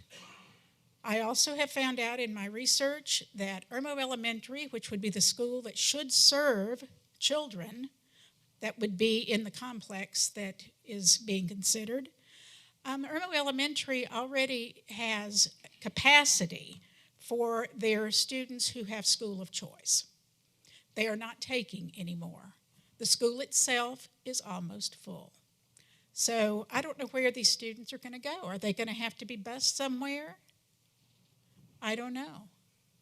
But I want you all to think about what you want Irmo to look like 10 years from now. I want you to think about the services that we want to provide for all citizens.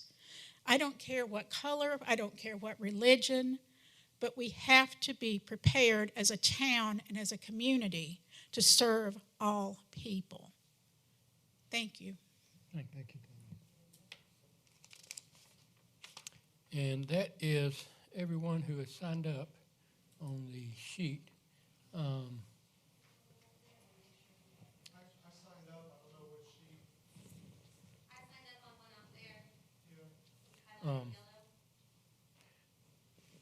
there. What we'll do then, I guess, if there's no, is, Just for the sheets right there. Let me see that. Bob. what I'll do is, Oh, okay. This is for, that's the sheet. agenda items. That's the next one. Yeah. And this is for the,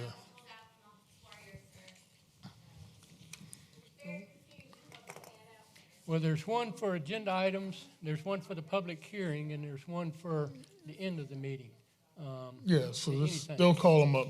Yeah. If you guys sign that yellow sheet, we'll call you up in a second. That's a different. Well, what we'll do is I'll List. lay this sheet at the podium, and anyone who wants to speak on the public hearing, come up to the public or come up to the podium and sign your name and address, and then you can speak here.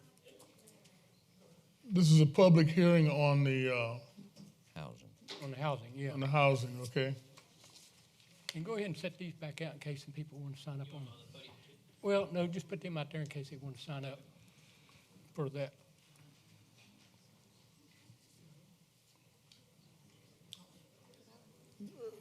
You can go ahead and speak as you sign up if you want to. You can go ahead. But I mean, Go ahead and speak and tell us your name. Yeah. Go ahead. Sorry. And just give us your name and address. Yes, sir. Can you guys hear me? Okay. Raina Floyd. I currently reside at 104 Aspen Court. I am a renter. I am not the owner. My parents own the house. I have a very difficult time making my way across the road from Hill Creek to Irmo Elementary School as it is. I think everyone who lives across the dam thinks Lake Murray Boulevard is the best way to make it to 26. I really wish people would learn other ways to get to 26, but they're hard-headed. I have 2 children. I have twins at Irmo Elementary. My oldest is at Irmo Middle, and I teach at Irmo High School. It should not take me 10 minutes to get across the street. I should not have to tell my oldest he will never be able to ride his bicycle to school because Lake Murray Boulevard is a nightmare. It is dangerous for pedestrians. It is dangerous for bicyclists. It is dangerous for people in cars who are trying to merge. I don't want to drive like I'm in New York or Los Angeles or DC. I've lived in all of those places and driven in those places. I did not move to Irmo to have to drive like that. I want to be a nice, hospitable Southern woman who says, you go, no, you go, and not have people flip me off at 7:45 in the morning just to get my kid to school. Now, capacity. Irmo Elementary, my eldest just left. My 2 youngest are there right now. I had to be on a waiting list just to get them in the 4K program. They're at capacity. Where are more students going to go? Irmo Middle School, not so much at capacity, but they're pretty much there now with their magnet program for 6th graders. They had a very long waiting list to get in. For Irmo, I understand that within the town proper, we may not have that many apartments, but for the Irmo cluster, for Irmo High School, I did not do my research for all of the elementaries in the middle. I didn't think it was really worth it because they all feed into Irmo High School. There are 20 apartment complexes. That means with different names, different addresses. 20 apartments at Irmo High School right now. Dutch Fork has like 3 or 4. There doesn't seem to be much equity as far as where developers are choosing to put their apartments. As far as, again, with the traffic, I know that I was very fortunate and very blessed not to be adversely affected by the flood we had a few years ago.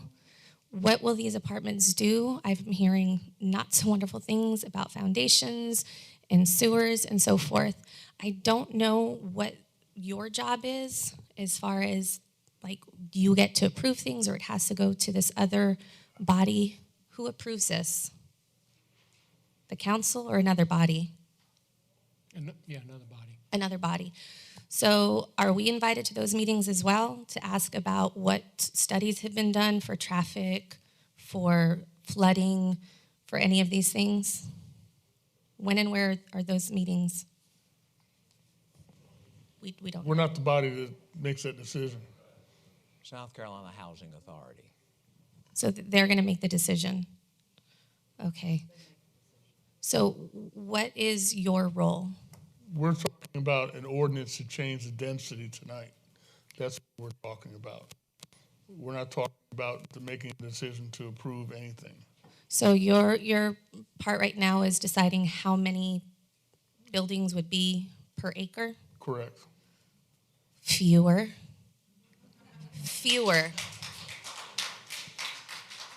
And I apologize to everybody behind me. I know this isn't on the agenda. And stop having hotels come through.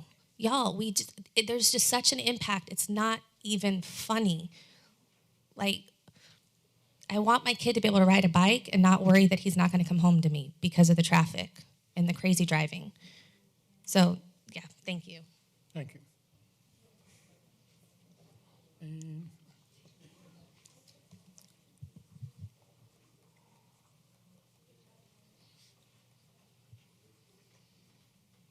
oh, you're the last. I think so. No, No, okay. there's one more. Oh, okay. Shadows after. Oh. Hello, Eric Sickinger, 417 Crestfell Road, here in Irmo. As you can see, I got pretty heated back there, so I'm a little sweaty, so I apologize for that up front. I think one of the most important things to think about in this conversation is that tonight is different than the last 2 council meetings, both in terms of the number of people speaking on a particular side of the issue, and the type of argument that's being made. And I think that somewhere between last council meeting and this council meeting, there was a framing of the debate, which is every single person who's against this is who's against the housing development is against low-income housing or doesn't like a particular kind of person. And with a few exceptions, I didn't see any of that over the last two council meetings. One of the reasons I came to Irmo and why I moved here was I was impressed at how diverse a small town in Irmo outside of Columbia was. I come from the Northeast, from New York, don't boo. And where I grew up and where I've moved over the years before coming to South Carolina and making this my home, one of the things that I grew up in was really segregated communities. It was wealthy in one area and poor in another, and one race in one area, one race in another, one ethnic background in one area, Polish, whatever. I mean, it was all over the map. But they were all over the map. It wasn't a mixed community. And one of the things that I was driving around looking at houses, and I said, man, this is really cool. It's a truly mixed community, low income, high income backgrounds. It's really diverse here in Irmo. So that was one of the reasons why I was attracted to Irmo, was the fact that everyone didn't look like me and didn't have my background. When we talk about people's particular views on this housing development and whether or not there should be how many number of units per acre in general commercial, it's crazy how that argument has now turned into people on one side, happens to be one side of the room, right? It seems like people on one side of the room don't like low-income housing, or they're against affordable housing. And I think that's ridiculous. So let me make a couple of statements. Please. Now this is from 2014. What Chase left out from that big thing that they put out, and I think it's funny that Chase uses the example because Chase is the same bank that the American people bailed out. But what they left out of that document that was read was that there are nearly 18, these are 2014 numbers, but 18 million vacant homes in America. And the empty homes outnumber the homeless 6-1. That 60% of Americans can't handle a $500 emergency crisis. Wages are flat. There is a problem in America. It's greed. So there is someone in this room who has a particular interest in this development who thinks that this is entertainment. I don't think this is entertainment. I think this is really serious. Both the claims that are being made and the perspective that particular people have. So I think it's important that we don't put people in a box just because they have a particular view about whether or not multifamily housing should be in general commercial. That's like saying, well, just applying, painting a particular perspective on every single person that comes up to have a view on something. Sure, people are concerned.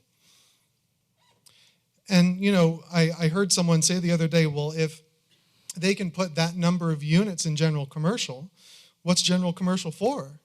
Is it for mixed use, or is general commercial for commercial? And if general commercial is just for multifamily housing, well, then can we just throw a multifamily housing development right in the middle of the Kroger parking lot? There doesn't really seem to be much cause or concern around that. You know, I think about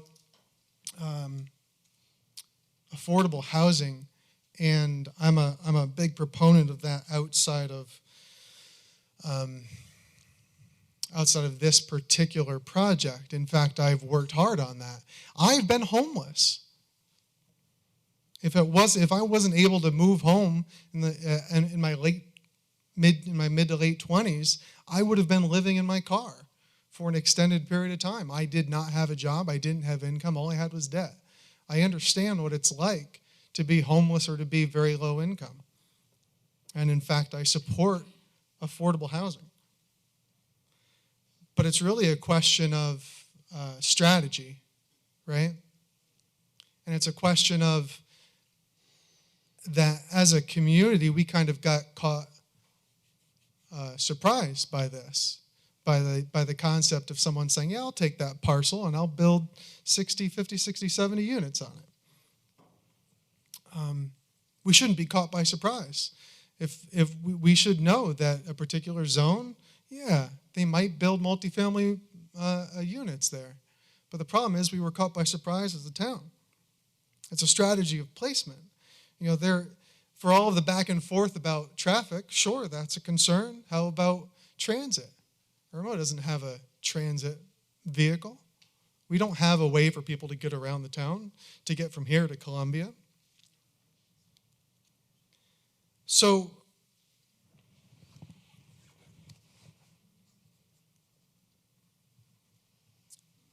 sorry, I wrote my notes as people were speaking, so I've got a lot of them, but I'll wrap up with a couple of things here.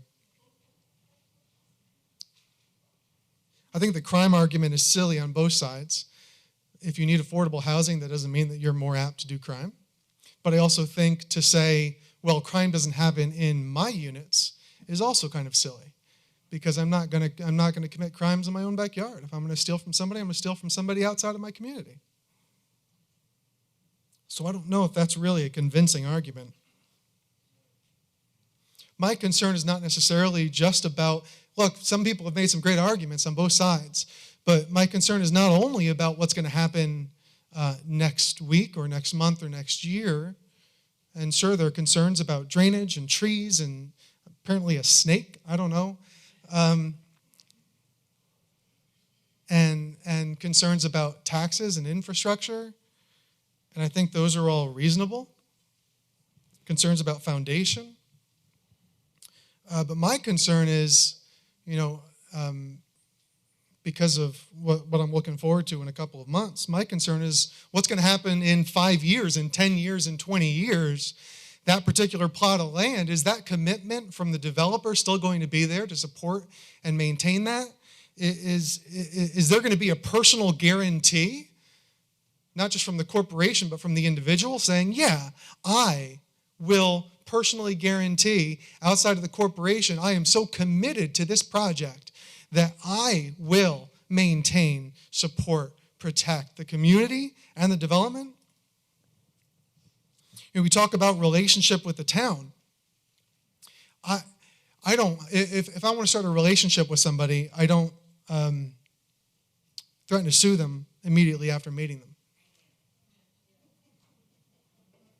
Because that also makes me concerned about what happens if they don't get something they like the next time throughout the process of development.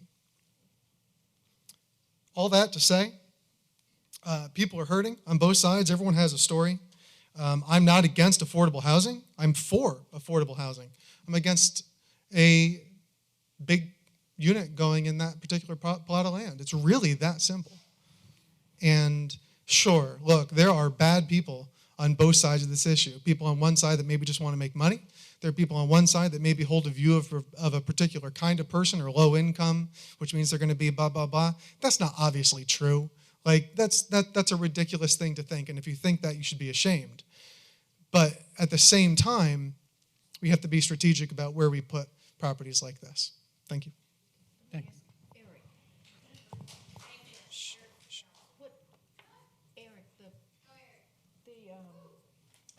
I need to ask you. Yes, ma'am. You used the $500 thing? Yes, ma'am. What was that from the Chase study, or was No, that's from my personal understanding and background. I was an undergrad in politics, and before it became a bad thing, I was a social justice warrior. Under the concept of that people shouldn't be homeless. People should, if they work, they should be able to have a house that they can afford, a roof over their head, and food and income and schooling and health care. But that's related to it. The fact of the matter is that 60% of the American families cannot afford a $500 unplanned expense. Thank you. Yep. And Jada Powell.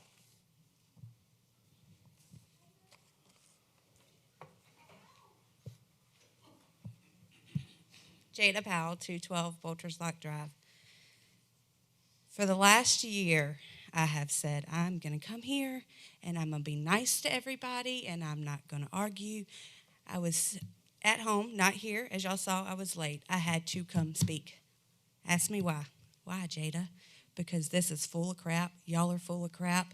4 of y'all got paid. You can't tell me these people over here didn't get paid or promise something.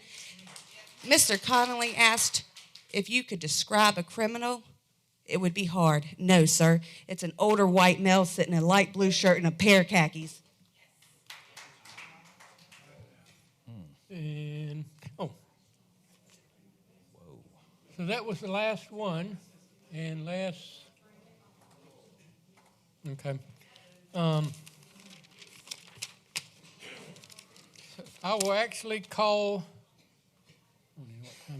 the meeting to order, the regular meeting to order. We did it first and nobody signed up. Yeah, the one on the budget, yeah. All right, and I will lead us in the Pledge of Allegiance and also,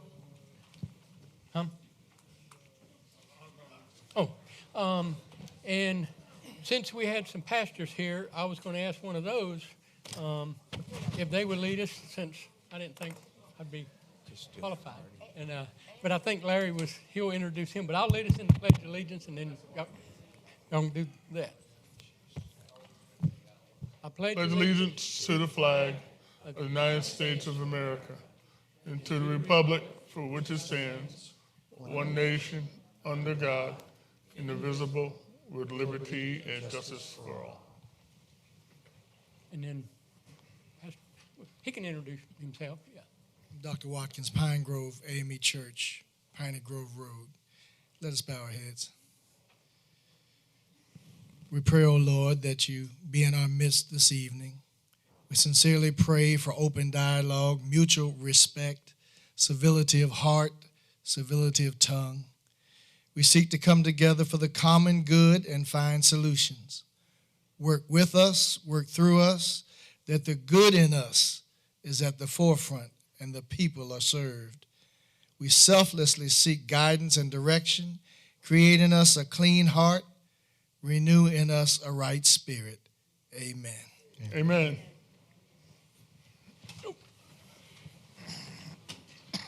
And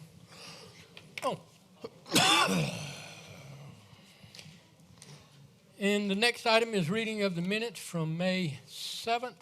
Is there a motion for approval? I make a motion. And a second. Second. Any discussion? Seeing none, all in favor then of those minutes to be approved as written, do so with show of hand. Next is the administrative briefing. Mr. Brown, anything you need to add? No, sir. Any questions of Mr. Brown on the administrative briefing? Seeing none. Amendments to the agenda. Any amendments to the agenda? Seeing none.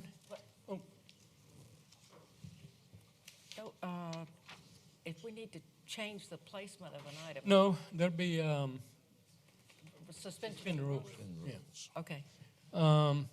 We had 2 considerations of communication. One was the scholarship we already did, and one was with the Irmo International Festival people speaking, and they've already done it. So any other consideration of communication? Seeing none. Next item is presentation for citizens for agenda items. This is where anyone who wants to address us on anything that's on the agenda. And I will go down this list. Some who've already spoke at the public hearing. If you want to speak again, you can. If you don't, that's fine too. But Paula Donnells, and she may have gone. Yeah, I don't see her. Cornelia Rudisell. Okay. Barbara Waldman.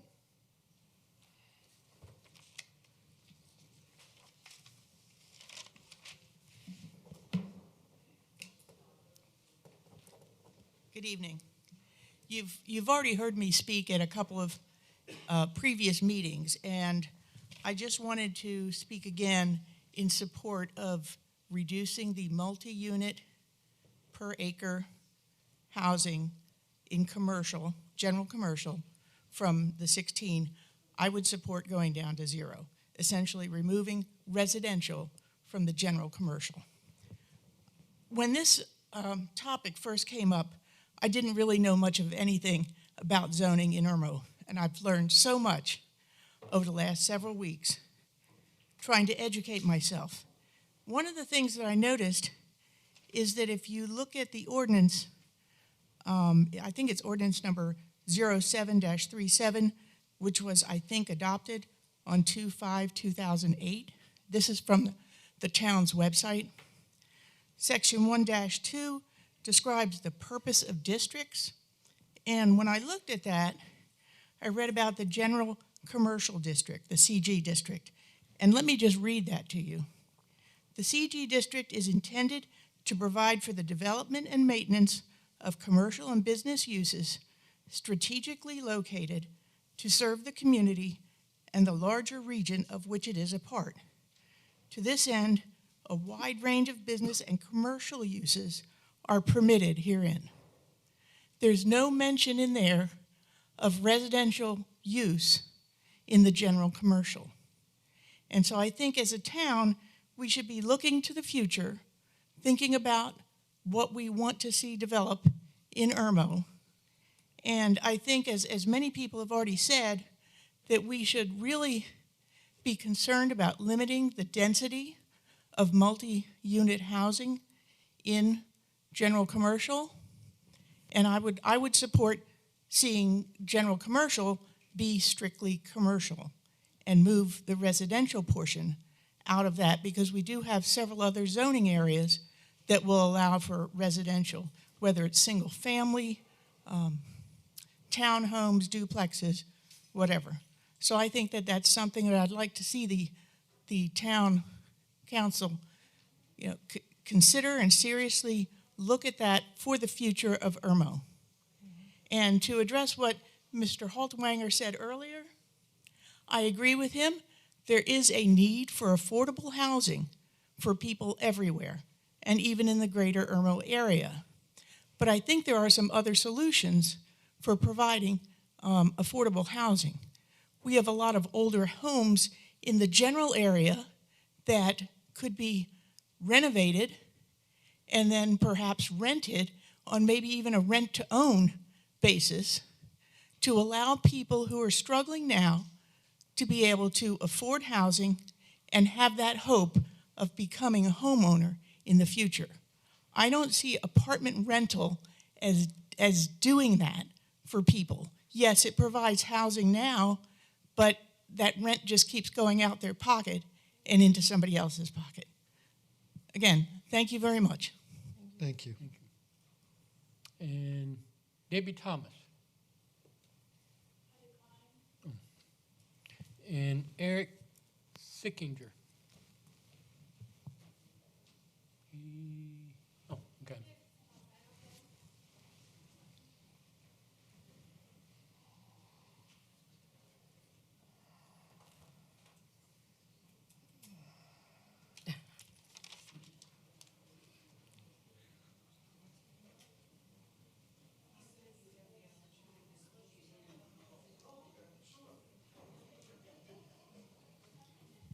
I never turned down the opportunity to speak again. So I just had an altercation with a man on his way out. And I do want to present it to the council because, as someone who has a political interest in the town as well as a future interest in the town, as a homeowner of the town, someone that comes to every council meeting I can unless I'm out of town. It's a lot of towns. I've seen people get heated, but I've never had someone approach me and yell at me in my face. And honestly, I didn't even know who he was. Is he with the developer group? I'm not sure. He was sitting next to y'all. But he got right up in my face, and the police had to separate us and push him aside. So, and then they got in that Mercedes van and drove away.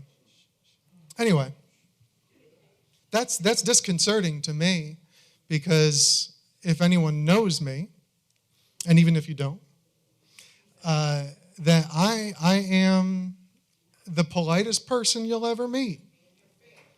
That I'm the person that will wave you into the street when you're trying to make a left turn and you can't get out. I'm the person that will stop so that you can go through with your shopping cart instead of pushing you through. Even though I'm a New Yorker, I learned real quick. So I'm still heated, actually. I'm a little shook up, not from the altercation, but from the fact that someone would have the gall to do that happens to represent a particular side of the view, telling me I need to do my homework. Man, there's a lot of misconception and a lot of emotions and fire on both sides of this issue. And for good reasons, probably from the citizens on both sides of that issue. I completely understand the citizens who have strong feelings about this on both sides of the issue. I believe that the people on both sides want affordable housing. I believe that the people on both sides want to treat everyone equally and fairly and with justice. But when I have someone get in my face for having a particular point of view who's not even a resident of the town, I've never seen him before, that seems irresponsible to me. I mean, you talk about, I can't even imagine that someone would do that against someone that really, I mean, I presented a pretty central view of this whole thing. I didn't call out anybody except people who pointing fingers at low-income people and saying they're going to commit crimes. That's the only group that I said should be ashamed of themselves. And in fact, that was the one thing I wanted to come back and say, to be really clear. I did say you should be ashamed of yourself if you think that. I don't want my words to be misconstrued. But I also think the argument here tonight has been misconstrued. That if you look at the last two council meetings, you had people of all backgrounds come up here and say, I'm against it. And tonight, it's a little different. But I think they probably said their piece twice or three times already, and at this point, they're tired of speaking. I'm probably not going to ever be tired of speaking, and to be honest, I almost considered just keep talking all night when I first stood up. Maybe I should have, because then I wouldn't have gotten into an altercation. Look, at the end of the day, I encourage careful consideration of multifamily housing in Irmo. It should be careful. It should be strategic, not tactical every time it comes up, but strategic. And maybe with someone that wants to work with the town, even its opponents, and not jab fingers and get in someone's face simply because they hold an alternate point of view. I respect that there were many who spoke in favor of it, who said, whether you agree with us or not, you're my neighbor, you're my friend, and we should treat each other that way. And that's exactly what I believe as well. That regardless of the outcome of this project, regardless of the outcome of the vote here tonight, that as a town, we need to come together and say, okay, what's next? How can we work together? And I'm worried that there are outside forces at play here that are pitting us against each other and saying things that aren't true.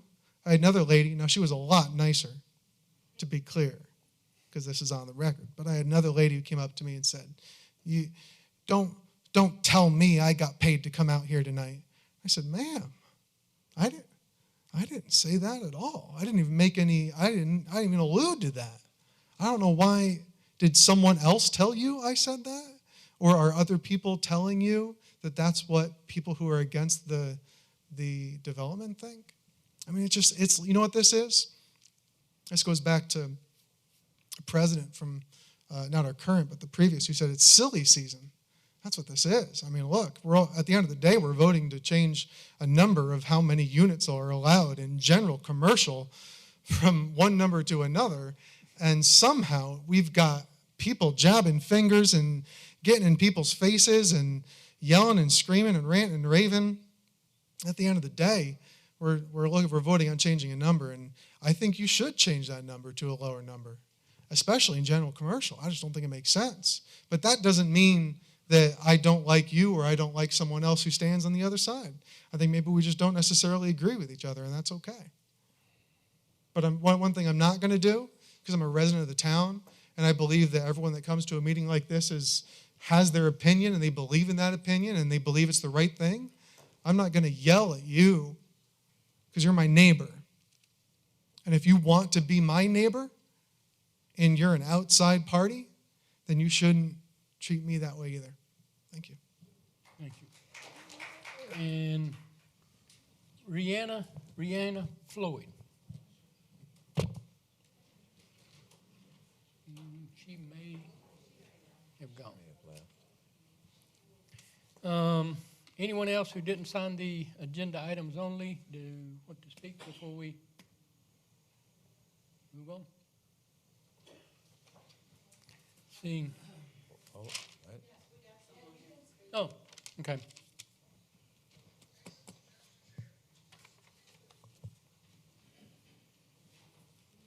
Hello, Susan Pope, 581 Cornerstone Circle, Irmo. Good evening, Mayor, Council, everybody, neighbors I've never seen before in my life.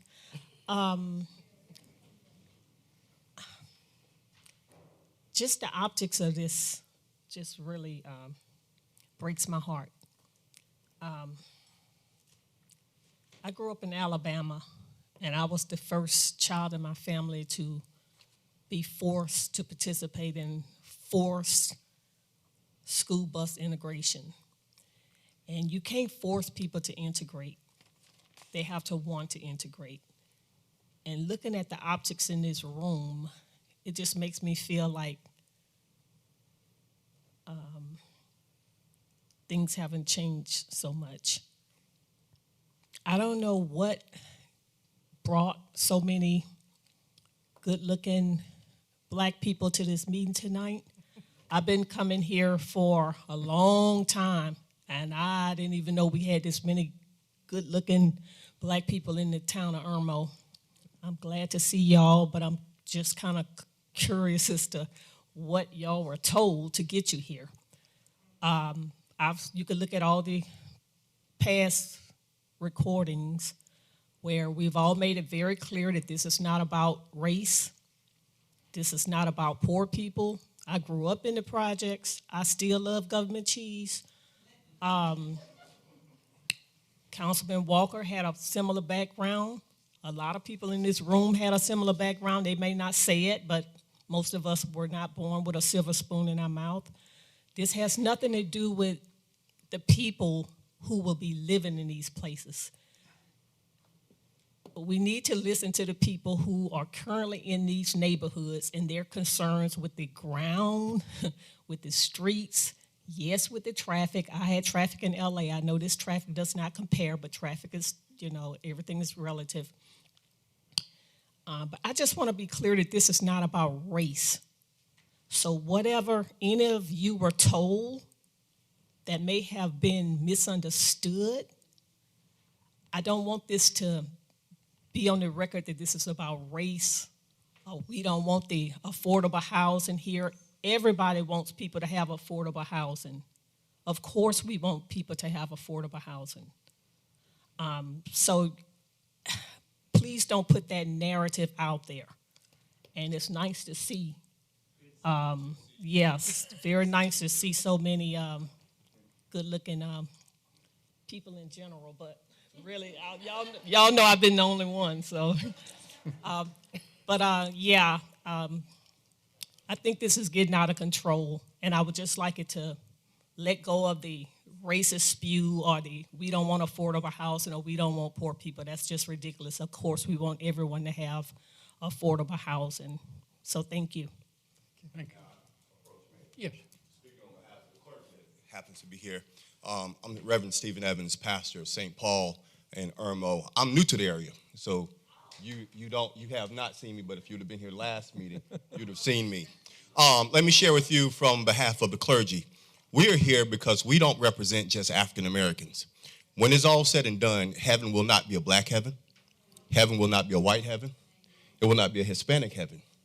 We're here because we have been taught, as it was so eloquently stated in Scripture, to take care of those who don't have a voice. We're here to make sure that we represent not only the general community in our congregations, but everybody. Understand that it is very disheartening for someone to be picked to look like us, to speak in reference to us as if we have not had a presence.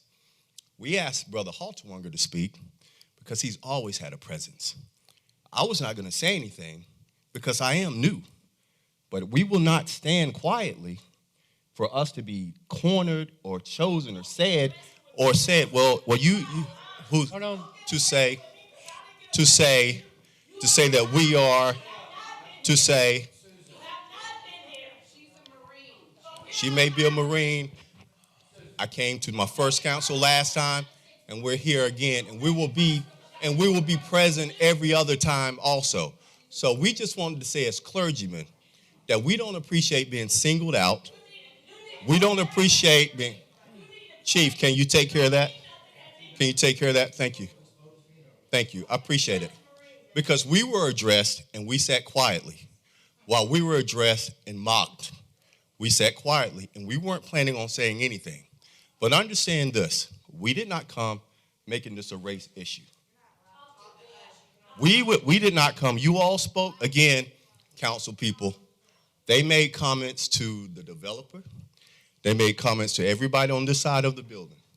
But it appears that whenever someone makes a rebuttal to this side, that there is a problem. We came very civil and very peaceful, and we will continue to do that. We did not make this a race issue, and we're not coming to make it a race issue. But as African-American pastors, as African-American clergymen who have multi-cultural denominations, we will be at any and every council meeting when our schedules permit us to be here. Understand that. We will not sit idly or quietly when people make aspersions about why we happen to be here. Again, don't get the lone individual to make a comment that she's the only one that shows up. Okay? Tell them not to talk to me if I can't talk to them. He can't be interrupted. They weren't. Thank you. And we did not interrupt them. Right. So, Mayor, all I'm saying is, and you know that I met you as soon as I got here, right? I've even talked to other council members and saying that one of the main reasons that I'm excited about being at Irmo is because of its inclusive environment, its spirit of diversity, and that's all we want to continue to promote. But we as clergy individuals who came here very peacefully to support and represent those, again, who feel that they do not have a voice, we will not be singled out. Understand that. Understand that. Understand that. Thank you. Oh,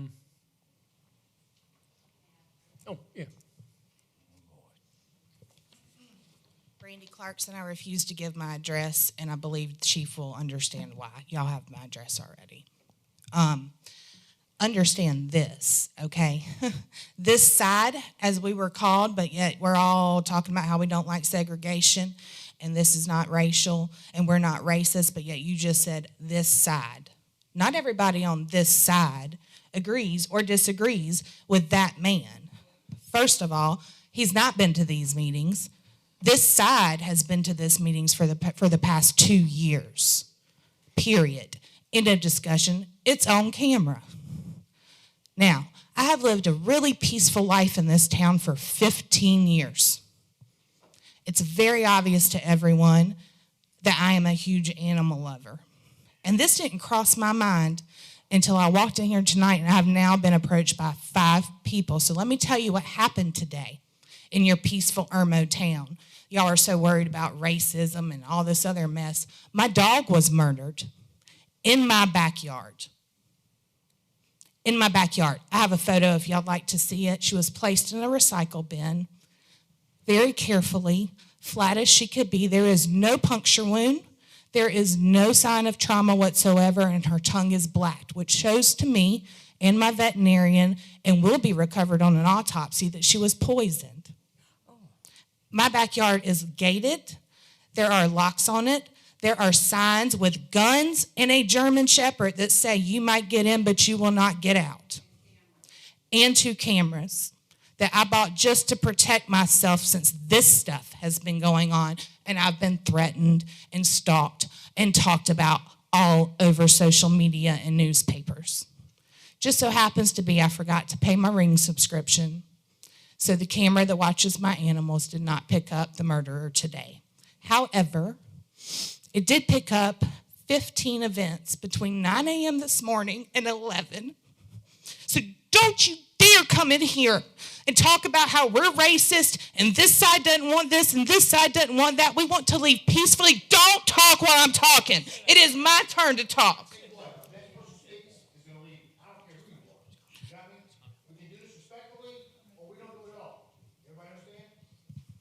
We have been here.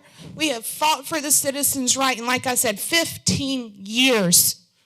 I have never had an issue, ever. 5 people, 4 of which I don't even know, came to me at this meeting and said, do you think somebody in this room might have killed your dog? Do you think they set somebody up to come to your house? And you know what? Yes, I do. And God, I hope that the police find you before I do. Murdered. What's next? Who's going to be the next person? It won't be a pet next time. The ugliness has got to stop. Am I in trouble? What did I do? Nothing. You didn't do anything. Enough's enough. Let's relax. Anyone else?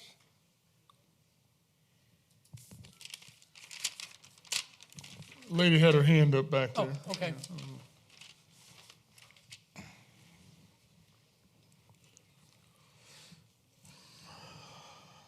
Hello, Town Council. My name is Kathleen Clark. I live at Hidden Oaks. Could you speak a little louder, please? Yes, I will try to. Thank you. I came to Town Council several years ago. I believe almost everybody was here when I came. And I was actually invited to come to be on the Irmo Beautification Committee. Does anybody remember that? Yes. Okay. I came after work. I'm a park ranger. And so I'd leave work at Congaree National Park. I was working there at the time, and come, and I wanted to do what I could for this town to make Irmo a little bit better of a place. And I'm coming at this from a totally maybe different perspective than some of the people that have spoken tonight. I'm coming at this from an environmental point of view. One gentleman did mention the studies that have been done, or what studies have been done about the environmental impact for these developments. Can you please tell me? Well, we're not. Can you tell me? I can tell you after, but yeah, this is the time for you to speak and not us, but basically none. Okay, none. So before you make a decision, perhaps all of that should be considered. We're not making a decision on anything. We're talking about our ordinance tonight, ma'am. The decision is from the South Carolina Housing Authority. Okay. Those are the people. Before you make a decision on the ordinance, is that what's going to happen tonight? Correct. Thank you. Before you maybe make a decision on the ordinance, maybe all of this should have been taken into consideration before you make a decision on the ordinance. It doesn't seem. This has nothing to do with granting this housing complex or anything. Our ordinance is dealing with density. Simply density. Yes, I understand that. Environmental considerations aren't part of that. Okay. Well, I'm just hoping with further developments, any other developments, these developments, that environmental considerations will be taken into account. That's really important. I think Irmo has been designated as a tree city. Is that correct? Yes. Well, it'd be really nice to be able to keep that designation here in Irmo. The more development that happens without any of the environmental impact being considered, to me, it means that there's a really big change coming into this town. I see green spaces that are just being evaporated. So please think about this before you start allowing other developments to come in. Thank you. Thank you. And I'll ask anyone else?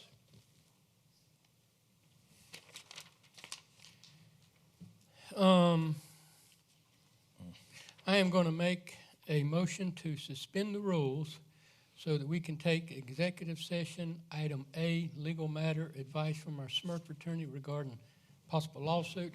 We invited him here tonight to be able to speak to us before we go to third reading. So I am going to make a motion to suspend the rules. Is there a second? I'll second it. Any discussion? Yeah, I have a discussion. Why do we need to take this out of order? And did you invite this Smurf attorney to come here? Because I didn't invite him. Yes, as I said.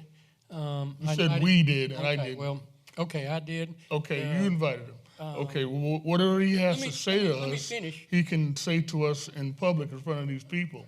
There's nothing that needs to be said to us in private, especially on a lawsuit that we don't have. Have you been served with a lawsuit, Bob? Let's Nope, go back we to haven't been square served one. with a lawsuit. I made the motion. I get to speak first. Julius get to speak. Well, second. you said nobody answered, so No. I'm speaking. Anyway, as I said, I want to move this legal matter from Smurf attorney over. The lady, Cynthia, I think is her name, that works for Smurf, had offered to have him come out here. Bob asked about it, and I said, yeah, we need to hear from him so we can get his perspective on everything. We're getting ready to vote on third and final reading, and before we do that, we need to have his perspective. The town has received another letter from another developer in regards to this matter. It is a letter threatening a lawsuit. It also is a copy of the intended lawsuit, and it also brings up the Fair Housing Act and how we're in violation of that, and so I think we need to discuss that. Okay, what letter? I didn't get a letter from an attorney. Did you get a copy of this letter? Julius will go. If I may. Where? And then you can go next. It's on our iPad. I'm looking.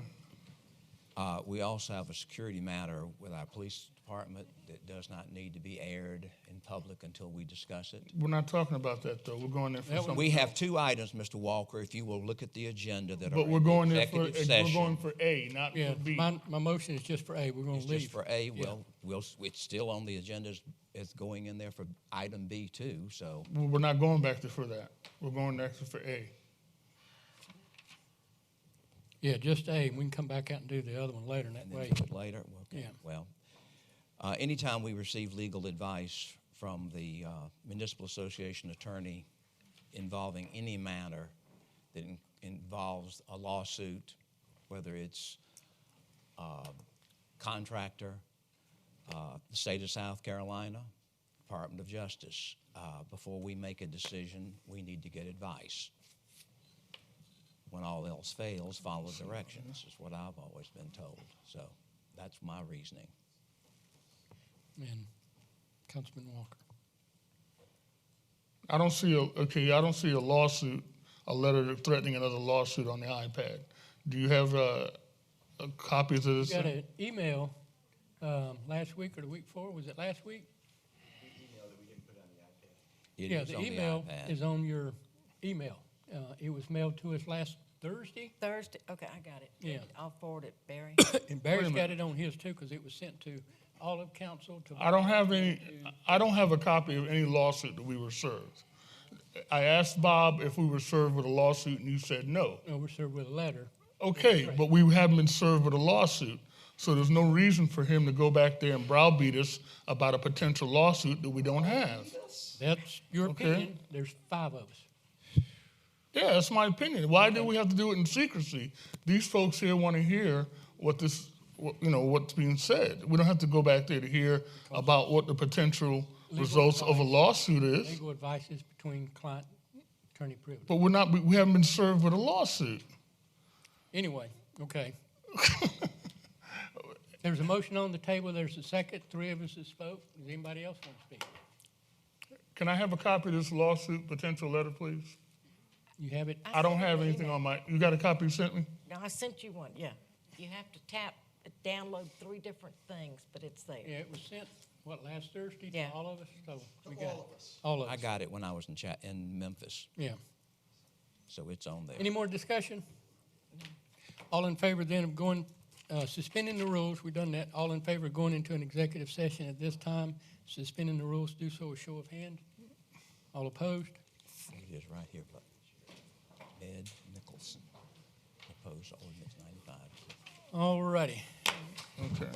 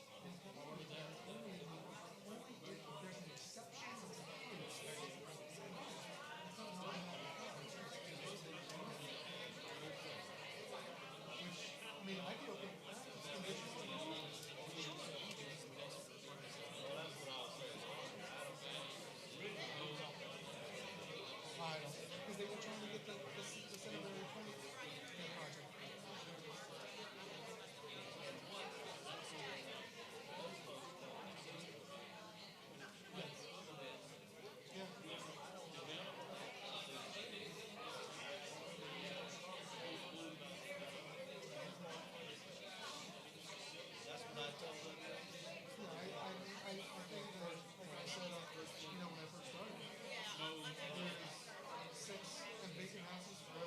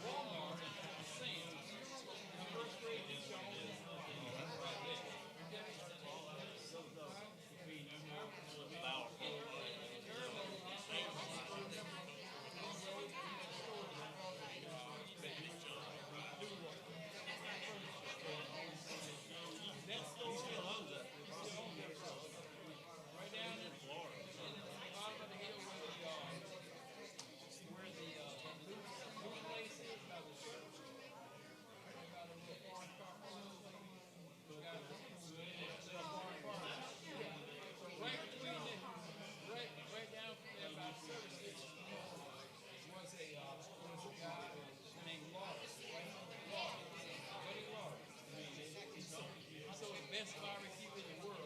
Maurice can cook. We also see beans. Go right and get your beer, you know. And where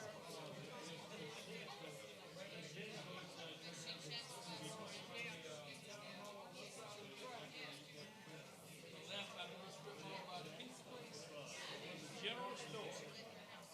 And so everything you need. So when I say I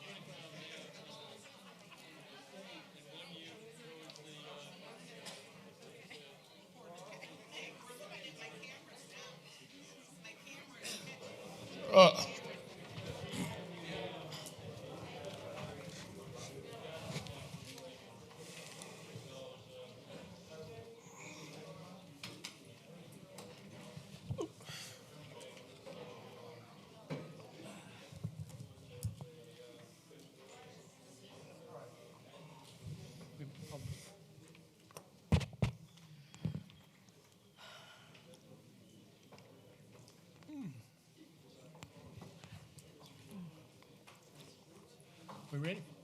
Whoop.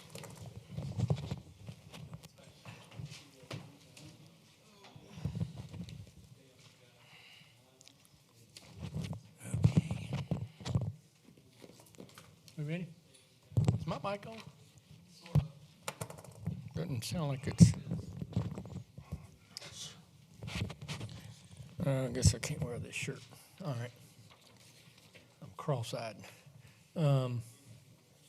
We are back from executive session. We have received legal advice. No votes were taken. And we are ready to move on to third reading of Ordinance 1905. Is there a motion for approval of third readings Ordinance 1905? So moved. Is there a second? To second, Kathy, for this vote, so we can take a vote. Okay. Okay. Is there a second? I'm thinking.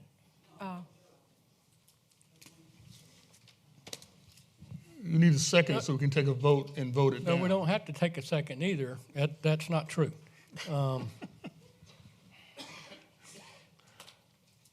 Third reading, we need to take a second and vote it down. No, and I'm Barry, with that. you're out of line. We can all sit here and say things, but it hadn't got a second. We ain't supposed to be discussing it. Did you second it, gonna- Ms. Condo? I'm going to ask again, is there a second? I second.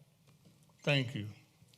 All right, Councilman Walker, you can go first, and then Councilman Condon, you can go second. Councilwoman Condon.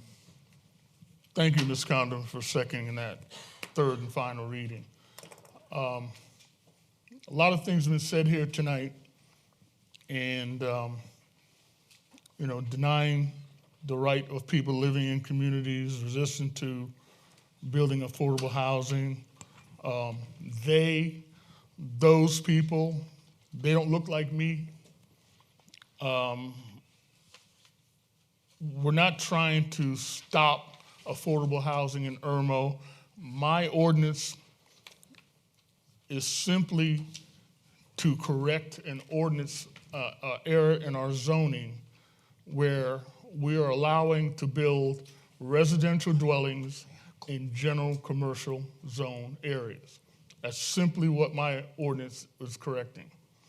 Now, I can understand the misinformation that we've had tonight and it's been out there. The ordinance tonight is more than just about high-density multifamily. It's not about the 2 apartment complexes, developments that came up in the last few months. It's about the impact of the center of our town's infrastructure. It's about building in areas that make sense. I've personally been called a racist, a segregationist, a person who doesn't want moderate income people to move into Irmo. My ordinance has nothing to do with race, religion, financial status, or anything to do with people moving into this town or not having people move into this town. Irmo is a small town with all people of all races, all financial status and color. We have areas in Irmo that are zoned general residential, RG. In that areas, you can build 10 units per acre right now. We don't have to have any special hearing. These are zoned for multifamily houses right now. We are not trying to stop people from building apartments in Irmo. I'm not trying to do that with my ordinance. We as a council changed our density in general commercial from 7 to 16. A few years back, I believe Mr. Conley built a 55 or older complex, apartments. And I voted to have that happen. I voted for that complex to go forward. There's a loophole in our general commercial land zoning, though, that allows 16 units per acre to be built in general commercial. That's what we're talking about tonight. That's what I'm trying to correct tonight. The problem that I realize is that these general commercially zoned areas allows residential dwellings to be built in it. That's why I propose 0 residential units in general commercial. I'm not advocating that we have no affordable apartments in Irmo. I'm not saying that we don't want those people that look like me to come into Irmo.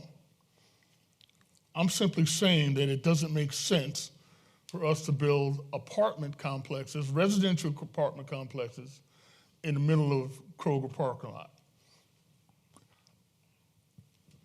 The thing about my ordinance tonight is that if it fails, and it probably will fail tonight, and that's fine, that it goes back to the original 16 per unit, for 16 units per acre, which is what it is right now. What that means is, and I'm taking that parcel in back of Moe's and Dunkin' Donuts, that's an 8-acre parcel of land. It tells me that they could potentially come in and build 16 times 8, 128 units of apartments if they use the entire 8 acres. You know, you can't tell me that that's not going to be a major impact to the infrastructure of the Irmo area, especially in that area. That's a devastating impact to the infrastructure. Now, I've heard a lot of clergy, and I thank y'all for coming tonight. I'm proud that y'all are here and representing the community. I heard y'all speak on behalf of this project, and I thank you for your value, and I thank you and value your opinions. But I'm sure that you preach to your congregations that home ownership is a way to build wealth in this community. Apartment rentals, renting apartments is not the way to build wealth in the community, in your community. Knowing that, I grew up in the hood. I grew up poor. When I was 23 years old, I purchased my first house. And I haven't looked back since. People having pride in the ownership of their homes, to me, has more skin in the game than renting an apartment. And I think that's what the people are saying here. They may not say it as eloquently as I'm doing it. They may say the wrong words, if you will, lawyers, that we don't want this, that, and the other thing. But they're saying that they rather have people that are purchasing homes, having skin in the game, than building a bunch of apartments where people are transient. That's what they're saying to us. So however this vote goes tonight, you know, and I really think it probably should fail because we can't seem to come up with a solution that will work for everybody. They say if we go to 7, we're going to get sued. We go to 0, we're going to get sued. We go to 4, we're going to get sued. We're going to go to anything else than what we're doing now, we're going to get sued. And quite frankly, I don't want to take the town to that. I don't want to take the town and have us litigate yet another lawsuit from DOJ. So I would like to amend this ordinance to say this. Pursuant, the current ordinance is on the books right now to 7 units.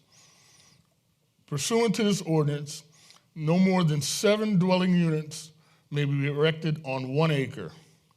For the purpose of this ordinance, a dwelling unit is a structure designed to house one single family. Whereas a person desires to construct multifamily housing, has a tract of land of more than 1 acre, they will not be allowed to group structures together so that they are more than 7 dwelling residential units on any 1 acre. So that's the motion the amendment I'd like to make on that Is there motion. a second? Is there a second? All right. So my Amendment motion dies for- fails, that's dies fine. for second. Who made the second? Kathy? So you'll be, I think we should vote. Okay. well, everybody's entitled to speak. Okay. Anybody else? Well, I do want to speak because this has become political. You said bulletproof? This has become political. Oh, political. Political. Okay. When a council member gets on social media and states that they are the council member that will stop low-income housing, and then they come out with something else,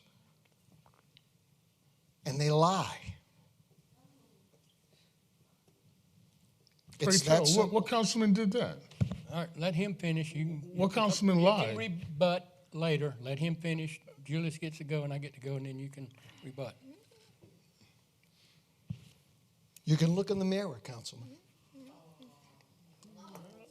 Like I said, you have made this political. I have made this political? Yes, sir. Let him finish. You Yes, can sir. Come back later. Yes, sir. This is about this town. This is about our fiscal responsibility to do what's right for the 13,000 residents of this town. It's not a political thing for you to run for mayor. It's that simple. I'm not running for mayor, okay? No, he made it, he's directing me. You can rebut. I'm not after running for everybody mayor else gets to yet, speak. okay? But understand something. You're interrupting. You're interrupting. If it's political, guess what? We're politicians. Once again, on social media, Councilman Walker, you're running. I've never That's signed public. any paper. It's public information I that have you're not throwing signed out up for there, anything. and you're putting our town at risk. So whatever you're doing for political, you are putting this entire town at risk. That's what you're doing. How am I putting the town at risk? I'm listening to what the people elected me to do. I understand. You're listening to a few of the people that are here that have a vested interest in certain things here. Okay. But what you're doing is you're putting the entire town at risk. Okay, a few of you people. Keep talking, Mark. No, I'm done. I'm done, Julius. Councilman. Julia. A few of you people. We all finished? No. No, I mean all the Oh. back and forth. This ordinance came up in 1991, and the zoning was set at 7 units per acre. It stayed until 2016, when 3 members of council voted to change it to 7 units per acre.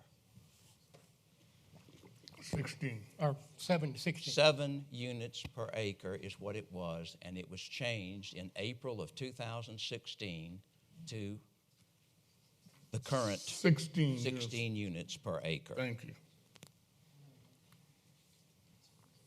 I voted against it. It was changed not to benefit Mr. Conley, as some people have been mouthing back and forth. Mr. Conley got credits from the State Housing Authority in 2015.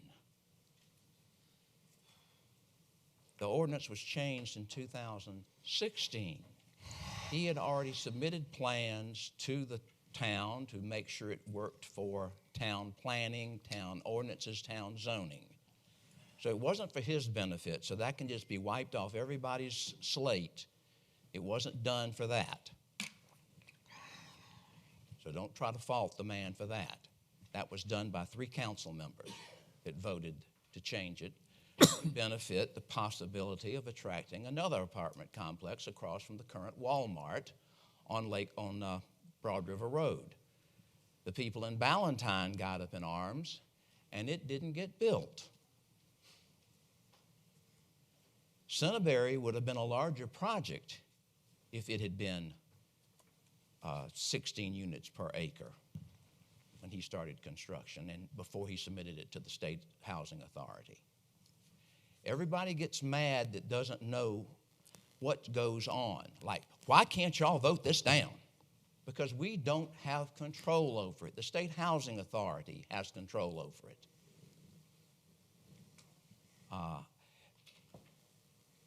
You have situations in your neighborhood that you have no control over. Think about where the sewer lines run when your development was built. I have a good friend that lived out in Lake Arcadia area, and his father decided to put a swimming pool in. Well, Colonel Stevens was told, you can't put a swimming pool in that area. Well, he called Diamond Pools, which are now out of business, and they came out with their bulldozers to put his pool in. He cut through the East Richland Sewerage Commission's sewer line that had an easement through his property that he didn't know about from the previous owner. Who got the smelly end of that deal? This gentleman did. So if you know all the facts, you can go to bat. As far as these 2 projects are concerned, I have looked at some of Mr. Connolly's projects, and before anybody says anybody's taking any money, when I ran for office in 2015, I accepted no money from nobody. I put $500 in an account, and that's all I spent. I'm my own person. I listen, even though some people say I don't. When the chicken issue was up, I got petitions the day of our vote for or against chickens, 18 pages of signatures. From those 18 pages, 65 people lived in the town of Irmo based on their address and their names. I had 216 phone calls, emails, people coming to meetings saying we don't want them. Eventually, we put it on the ballot, and the citizens voted it down. There's some things we can do, there's some things we can't do. We can't tell housing authority what to do. Some people say, well, you told us about our lawns and you told us about parking on our grass. You can't tell me what to do, it's my land. Okay, so we're going to tell Mr. Connolly, who buys a piece of property, you can't build on your property. What makes you different from him? The law is the law. If you want to get on somebody's case, call your state legislative representative. That's who put the rules in effect that housing authority follows. You don't take care of the roads. We don't own the roads in Irmo. The roads are owned by Richland and or Lexington County. There are 2 dirt roads in Irmo that we do own. And the residents who live there can't get together and all decide to have it paved. So until they say we're going to pave it, it still belongs to the town of Irmo. 2 citizens are holding it up now. We're on the list to get paved. I moved here in 1986, started then trying to get a traffic light at Royal Tower and Broad River Road.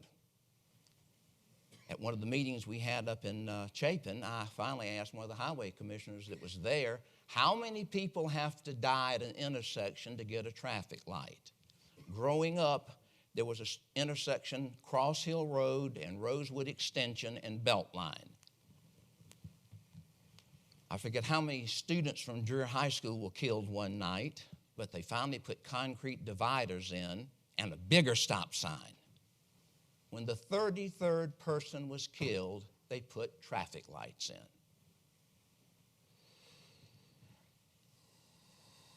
I'm going to vote to put it back the way it was, not deny people the use of their properties.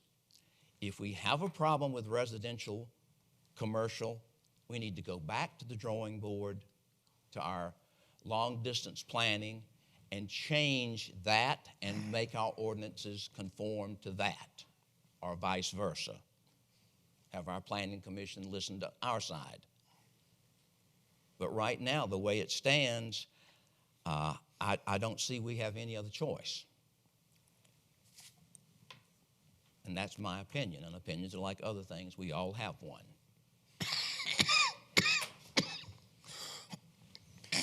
A couple of things I want to say too is, and you mentioned one of them, we as a council did not vote for Centerberry to be approved. They built on the land and did what was zoned at that time, 10 units per acre on general residential, and they did what was allowed. We didn't have any vote on that. We changed the density later after hearing that our density was low in general commercial compared to other locations. That's when we looked at it, our planning commission looked at it, and I can't remember the whole numbers, but I think 16 to 24 or something was the typical apartment density, multifamily density in the surrounding towns, municipalities in both counties. So we went with the 16 at that time because it was the lower of that. As far as the argument about higher density being in general commercial, a lot of places do it that, depending on how many zoning classifications are out there. Some towns, and they're bigger, might have 3 or 4 general commercial and 3 or 4 residentials and 3 or 4 multi-density. I think Lexington does it based on the road. If it's on a 4-lane road, you can put a certain density. If it's on a 2-lane road, you do a certain density. If it's on a smaller road, whatever that is, you do it. But they base it on the type of road that they're on. A lot of places do it different, and they don't care what zoning is in. It's based on the road. We don't have that many type zonings, and typically you want your higher density to be in your commercial development zoned areas. That way, typically, those areas are on major highways and all that stuff. The problem we have here in Irmo, and the problem we could continue to have, depending on what has changed down the road, is that we don't have a whole lot of undeveloped land. And the tracts that are left, I think there's one general residential that we are actually talking about tonight. They're wanting to build some townhomes, patio homes, and stuff like that. That would be the last general residential. And I don't say the last general commercial, but the most of it is along Columbiana Avenue. There's some out on Western Lane and a few other places, but there's not a lot of those. Some of them are probably not appropriate for apartments. But at the time, that's what it was. It was 7, and then it got changed. We could probably do to come up with some more classifications and then set aside which ones can have multifamily and which ones can't. But that's a whole ball game. That is taking the planning comprehensive land use plan guide and making them go over it, come up with a new zoning. The issue along with that, though, is once you set those classifications up that are allowed to have multifamily, and somebody comes to the town and says, I want to change this to that, and we know they're building apartments because that's what it's for, and we say no, we're back to, being discriminatory. So we got a lot of issues to look at. A couple of things I wanted to say. There are a lot of people that their house is their largest investment, and that is the best way for most people to build wealth. But it's also not everything that everybody wants to do. Some people just want a roof over the head. Some people want to rent an apartment while they look to buy. Some people are moving out of houses into apartments because they don't want the maintenance, the upkeep, and all that other stuff. Some just want an affordable roof over their home. It doesn't matter about building wealth. They just want a place they can afford. The problem is everything out there costs $1,000, $1,200, $1,400, $1,500 a month, and A lot of people can't afford that. I can't afford that. And if I'm paying $1,200 a month for a 2 or 3 bedroom home or apartment or whatever, and I got 2 kids and I'm on a low income, I ain't got no money to feed them because it's sucked up. It's gone, which that creates a whole lot of issues. Those are the main things that I wanted to address is, there is a need, a great need. Where to put them is going to be a problem when we try to figure out how to change all this. I think there are some issues that, whatever we do, turn left, turn right, we're going to be in a pickle. And so, I don't think this is the way to go because I think going from 16 to 7 does create lawsuits from developers, builders, and it has some issues with the Fair Housing Act, and I can see where we'd have some little bit of trouble there. So I don't know, but I'm gonna say go back to square one and wait until later, and then try to figure this out. We probably need to send it to the Planning Commission and let them start looking at the comprehensive land use plan and get something. I don't know. That's it. You want to rebuttal? Huh? I want to say one thing, Oh. and then we ought to vote. Well, All I want to say, sometimes your vote is not what you think, but it's what you have to do. So bear that in mind, please. And now call the question. well, did you want to? Allowed to speak? Yeah. I don't know. Mark, regardless of what you said, I didn't put this town at risk, regardless of what you said. Okay? You're the one that called Friarsgate a slum. You're the one that said that people in Friarsgate or parts of Friarsgate are slummy. I didn't say that. You said that you wanted to pass a law to make these houses more valuable in Friarsgate by stopping people from parking on the grass, from having the cops go around and measure the height of the grass. Y'all said that, okay? And I supported it because it's our council, okay? I didn't take a unilateral decision to stop them from building residential properties in general commercial area and put the town at risk. It doesn't make sense for us to build residential properties in a general commercial area. I was trying to correct a mistake. Now, we know what the situation is, and we might vote it down, my ordinance down tonight. That's fine. We're not gonna stop people from coming in to Irmo that need affordable housing. It's never been the case. All I'm saying is that we need to stop people from building residential properties in general commercial zoned areas. So I call for the question. Well, we all get a rebuttal. Kathy's had one, you had one. I'm going to make one real quick, too. You were on TV months ago when this all started, telling people to come to the meeting and talk about low-income housing. You were on social media saying you were the person that was going to protect the neighborhoods from low-income housing. So you did say that. This is what you said. So you can say it's not about low income, but you said it twice. One on TV and, well, that's what you said. It's not about low income. Well, This ordinance is about removing residential properties out of general commercial areas. Well, I know what was sent to me. I know what was on social media. I know what this ordinance says. I know what was sent to me, and it's on social media, and it was out there. Let's call for the question. I second that. We ready? Yeah. All in favor? All in favor of the ordinance to change 1905 to change the maximum residential density in general commercial from 16 units per acre to 7 units per acre? Do so with show of hands. Okay. And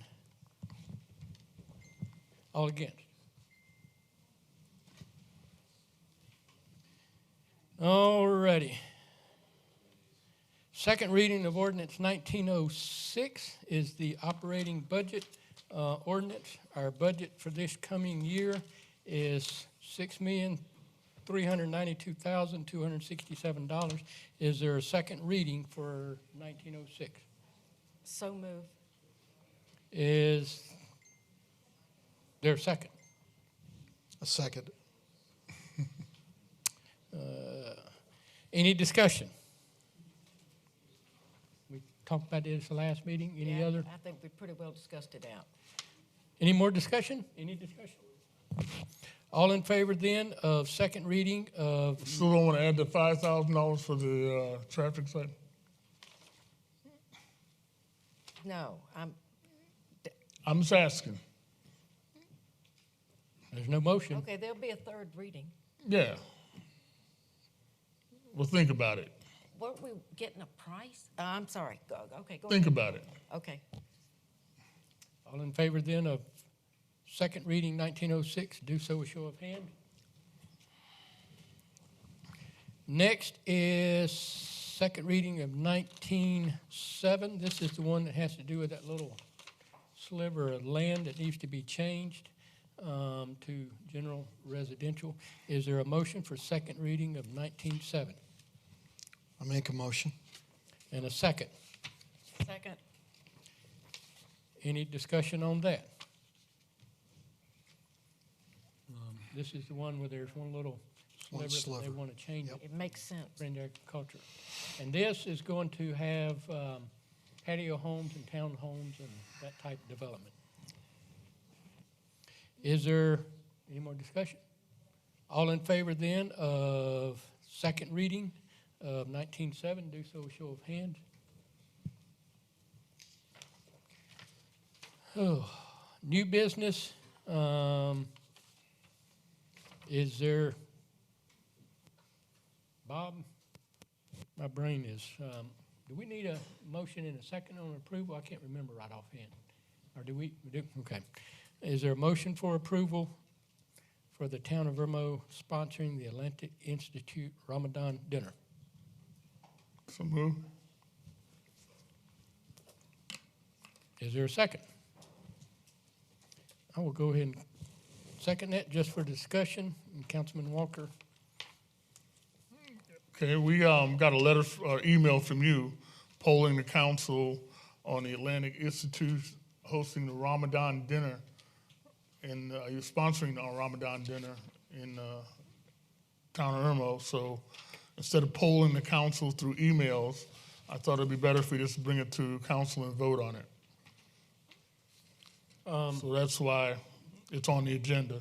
The email that I sent out a weekend ago, not last weekend, but the weekend before, said May 11th. May 11th. People Right. needed to know by whatever last Monday or Tuesday was.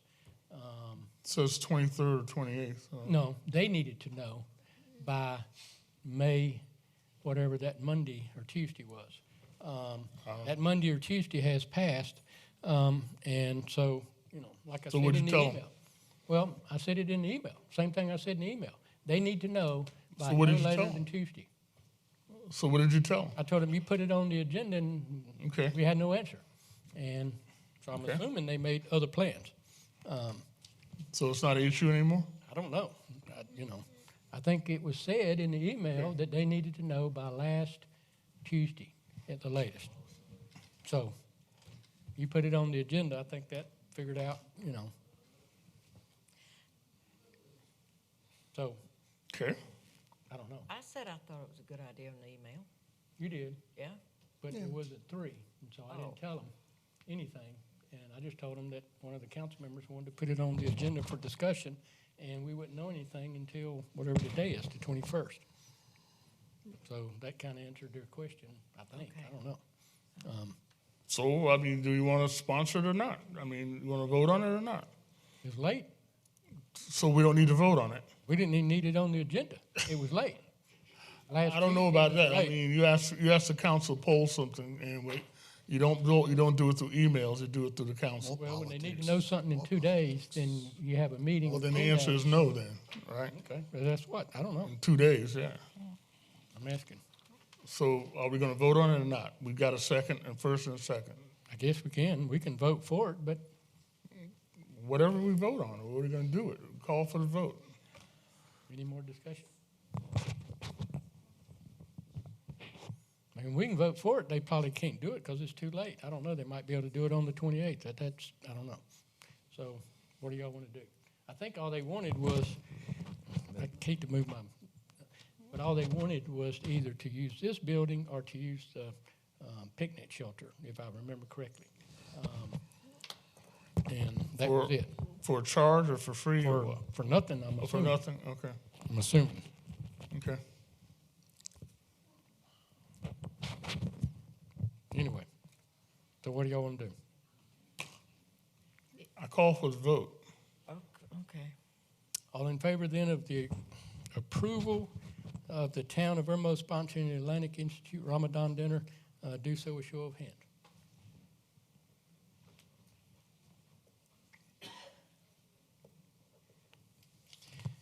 All right, next is presentation by citizens, and there are 4 names on here. Mary Kennerly, I think she's gone. Adrian Bird, he's gone. Debbie Thomas, She's gone. she's gone. And Susan Pope, she's gone. So anyone, okay. I just want to let you folks know how terribly ashamed I am of you. To point out Barry for being on social media, you all are guilty. You, Mr. Pouliot, called us rednecks, slums, and you live in Friars Gate. Every one of you has been a horse of different colors.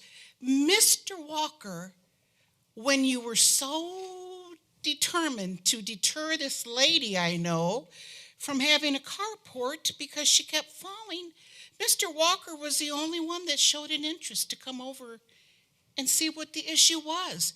And instead of working with this lady, you all did everything you could to deter her, to slander her online, to say she was in it for money. None of that's correct, because you know what? She's got more money than you guys do. But you all should be ashamed of yourself. And in front of these people, all of you are guilty. Mr. Waits, I saw you on social media the other day. Did I comment to you?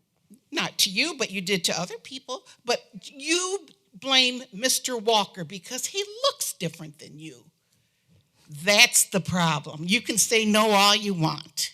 You have no idea. Oh, I don't want any part of you all, except Mr. Walker. You should be ashamed. Anyone else?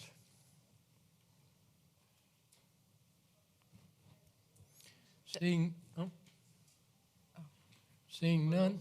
Oh, I didn't see anybody. No items for discussion.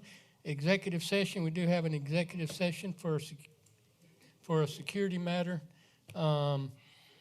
We can go in to executive session, or we can defer that. I don't know if y'all feel like going in or what, or Bob, is it? Looking at the clock on the wall. It's not real pressing, is it, or is it? Okay. I make a motion, we defer this to wait? our next council meeting. So there's been a motion Second. to defer and a second. Any discussion? No. All in favor of deferring the security matter until the next meeting? Yes. Bob, Aye. did you get that, Bob? We're deferring it until the next meeting? I got it. All in favor then? Aye. Next is the adjournment. Is there a motion for adjournment? So moved. So moved. Okay, All in second. favor? Second. Say aye. Aye.